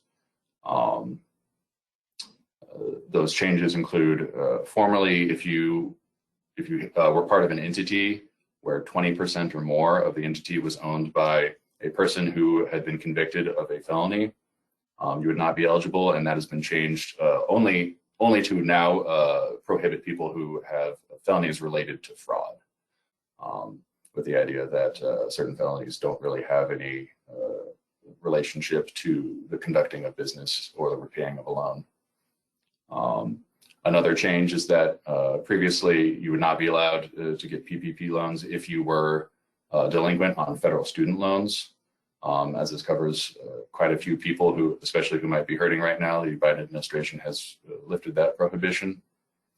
And while it was previously true that non-citizen residents were eligible, the Biden administration has clarified that because apparently the SBA was fielding a lot of questions about whether or not those particular people were eligible. Advance the slide, please. As I mentioned before, there are a very large number of caps that you can't go over for your SBA loans, but most entities will not be eligible for that full amount. If you're applying for a loan and calculating your loan size, you will multiply your average monthly payroll in either the 1-year period prior to the loan date or as between 2019 and 2020 calendar years. And you'll take that number and multiply it by 2.5 to get your maximum loan amount. Please note that you don't have to take the full amount for which you are eligible. I know certain clients who have 100 or more employees were eligible for multiple $1 million of loans, and either they knew that they wouldn't be able to spend that money entirely on payroll, or they didn't want to be responsible for substantiating the repayment requirements or the forgiveness requirements for that. So they took a lower amount. Other clients also took low amounts because they know that funds are limited and they want to leave those funds for other people who might need them as well. So that's something to keep in mind. The multiplier is slightly larger if you're a service industry that files under a NAICS code 72. This primarily includes restaurants and hotels, but certain other service industries are included there. And it does have to be dependent on that code 72. But if you fall under that, you get a 3.5 times multiplier rather than 2.5 times multiplier in computing the total amount of eligibility. There has been a fair amount of confusion and questions from people who especially run sole proprietorships who don't necessarily have employees. The old way that sole proprietorships were eligible was by calculating their net profit in 2019 or 2020. The Biden administration, my understanding, has changed this recently to allow gross calculations, which would raise the threshold for which people are eligible. I think that should help a fair amount of people who were not previously eligible for large amounts to get more funding. And forgiveness is another area where people have a lot of concern, because if you suddenly get a large chunk of money and then have to repay that when you have just spent it all on payroll or other items, it can seem daunting. As mentioned, PPP is designed to be as easy as possible, and for the most part, I think they have achieved that. So the forgiveness procedures are really easy. If you are trying to seek forgiveness for less than $150,000, there's an extremely streamlined forgiveness procedure. If it's in excess of that amount, you have to substantiate all of your expenditures in more detail. All businesses should be doing that anyway, but it comes down to what you actually have to submit to the SBA. So if you get funds for PPP, you can spend those funds in either in between an 8 to 24 week period. And in that period, you can cover payroll and other approved expenditures. After that period is the forgiveness period, and that lasts for 10 months. So within that next 10-month period, you have to submit your paperwork to the SBA. Other requirements are, in order to get full forgiveness, you have to maintain your employment and compensation levels. If you can't do that or find yourself wanting to lay off some people for business reasons, you won't lose your full forgiveness. They use a formula to calculate the difference between what your employment and compensation levels should have been and what they are, and they'll deduct a percentage of the forgiveness. So don't worry too much if you drop below those levels, because you will not lose the entirety of the forgiveness. Next slide, please. If you receive those funds, in order to have the full amount forgiven, you have to spend at least 60% on approved expenditures for payroll. Payroll extends beyond just paying wages and salaries, so it does include group and life insurance, disability insurance, vision and dental, and certain other benefits. And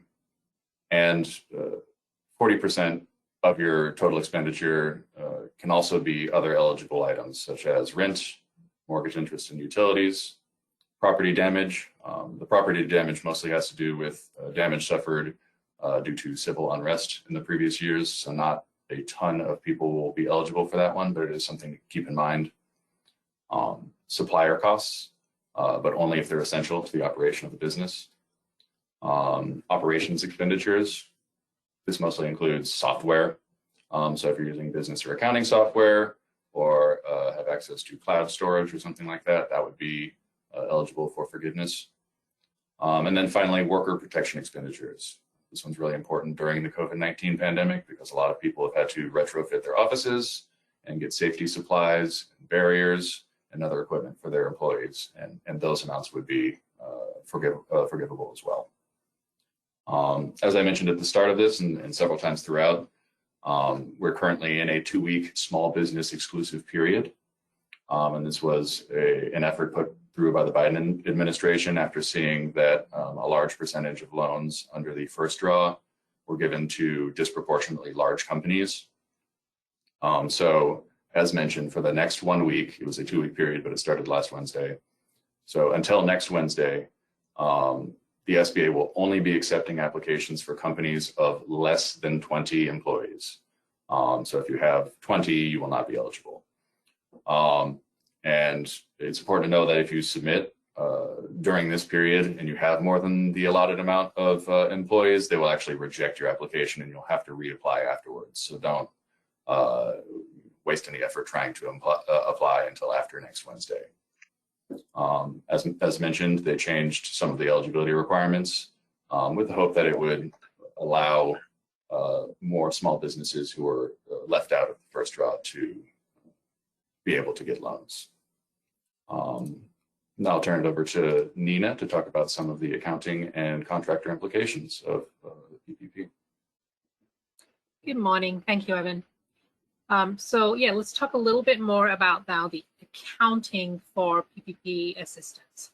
So you have your paycheck protection funds. How do you account for it? So you got to look at how is it classified? Is the assistance considered a loan? Is it a payment for a good or service, an income tax credit, or a grant? You will have to look at the individual circumstances and factors when you're making that classification. But what we're generally going to see here, that PPP assistance will most likely be treated as debt or potentially even government grants. Next slide. The AICPA and the FASB staff worked to develop some technical questions and answers in this area because obviously it's a new area that the existing guidance really did not address. And so they issued some guidance to say, you know, what do you do if you're treating it as a loan? So under ASC 470, they recognize that treating it as a debt, as loan is appropriate because PPP is a legal form of debt. Under the interest standard, you would accrue the interest over the life of the loan at effective rate. You would not be required to impute a market rate of interest, as you may typically be required because it is considered a governmental assistance. And you would continue to record this proceeds from the loan as a liability until the loan is extinguished. So under ASC 40520, when is debt considered extinguished is when it is derecognized. And that happens when you either pay a portion of it, pay it off in total, or when the debt has been legally released. So when will that happen? Well, the PPP loan would be considered forgiven when the SBA would pay the amount that it's going to determine is eligible for forgiveness. Having covered a little bit on the criteria for forgiveness, obviously watch the new developments in that area, so I won't repeat that. Now, when you do have an amount that is forgiven, that would be recognized in your income statement as a gain upon extinguishment. Under your cash flow statements, ASC 230, the amount of money that comes in from the loan would be considered a cash inflow. The amount that you're making payments, if you are end up paying any for that loan, would be considered an outflow from financing. The interest would be an outflow from operating, and then if you get forgiven and you recognize a gain on extinguishment, that would be considered a non-cash reconciling item to net income from operations. Next slide. The technical questions and answers also noted that if you are a non-governmental entity and you're not a not-for-profit who expects to meet the PPP eligibility criteria, and you're concluding that that PPP loan is in essence a grant that is expected to be forgiven, then you could use under the international standards. And the reason is there's an analogy to the international standards because we don't have any current guidance that we could apply. So the AICPA and FASB did include this interpretation that you could use that analogy under IAS 20 and account for the PPP loan as a grant. You wouldn't recognize the government assistance unless you had a reasonable assurance that the assistance criteria will be met and received. And then you would account for that as an income-related grant, where you would initially recognize the loan as a deferred income liability, and then you would relieve this loan through your income on a systematic, rational basis in relation to the expenses incurred. I think most people, though, would be recognizing the PPP as a loan versus a grant, but that option is there. So what does PPP loan forgiveness mean specifically for government contractors? So OMB issued guidance in April 2020, then they updated it April 24th, and they focused on this FAR clause. 31.201. I'm just going to read this. The composition of total cost states that total cost is the sum of the direct and indirect costs allocable to the contract less any allocable credits. To the extent that PPP credits are allocable to costs allowed under the contract, the government should receive a credit or a reduction in billing for any PPP loans or loan payments that are forgiven. So there's a lot of industry applications out there, but for federal government contractors specifically, that clause is very important because you have to recognize what that impact on your contracts is going to be. It's important to note here that the loan must be forgiven for a credit to be applicable to a contract. And really, I think the federal government's position is fairly clear. They really do not want any double dipping. Next slide.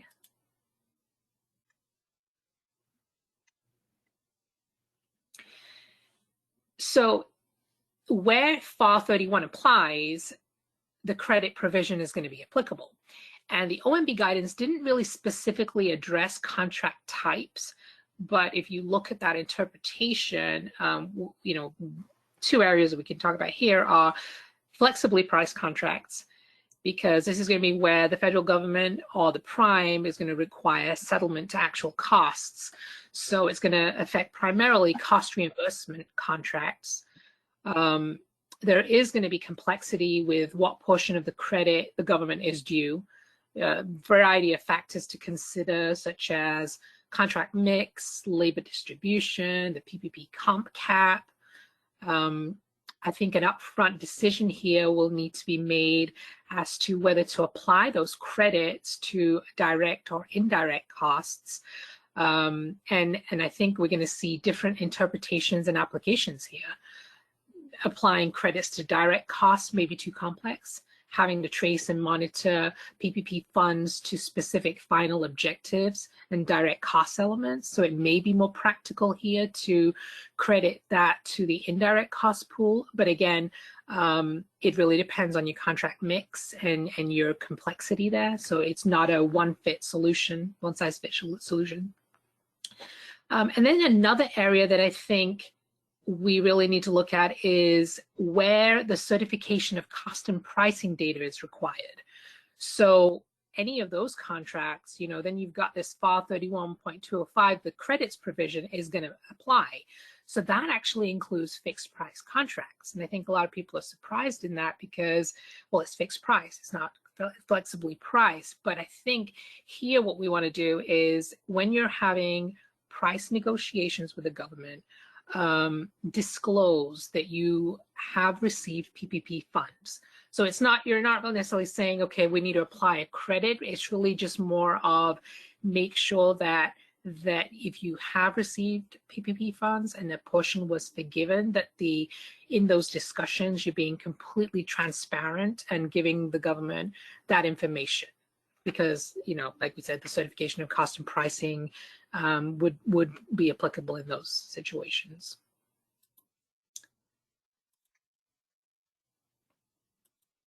Okay, great job, guys. Good information, specifically for government contractors. And we'll just kind of bounce between these questions here. So Evan, first for you. Question is, do I need to provide documentation showing the reduction in gross receipts in excess of 25% with my application? So the answer to that is no, not upon the application. In the latest guidance by the SBA, it states that no documents are needed when you're applying for the second PPP loan. However, you have to certify that you're applying in good faith on the basis that you experienced a 25% or greater reduction in gross receipts. And when you go for forgiveness, you'll have to submit some more paperwork to substantiate that on the back end of the loan. So if you are comparing your annual gross receipts, you'll have to submit your tax returns for the applicable years. And if you're comparing gross receipts to a single quarter, then you'll need to provide financial statements for those particular quarters. And that includes bank statements as well. So just be sure to have those on hand when you go for forgiveness, but you don't need them on the initial application. Okay, great. And Nina, I'm just going to bounce down to you. Should I seek forgiveness on direct or indirect expenses?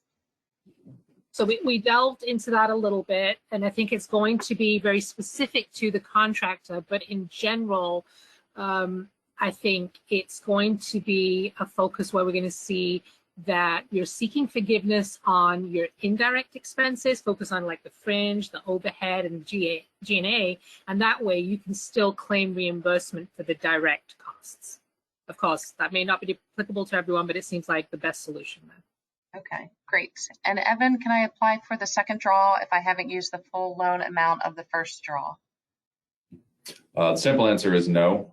In order to get the second draw, you should have used the entire first draw amount on eligible expenses.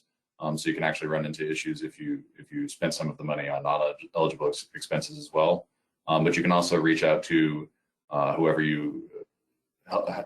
helped you process the loan and see if you can file a amendment to your original first draw, and they may be able to help you get more funds through that first draw if you have not spent them all.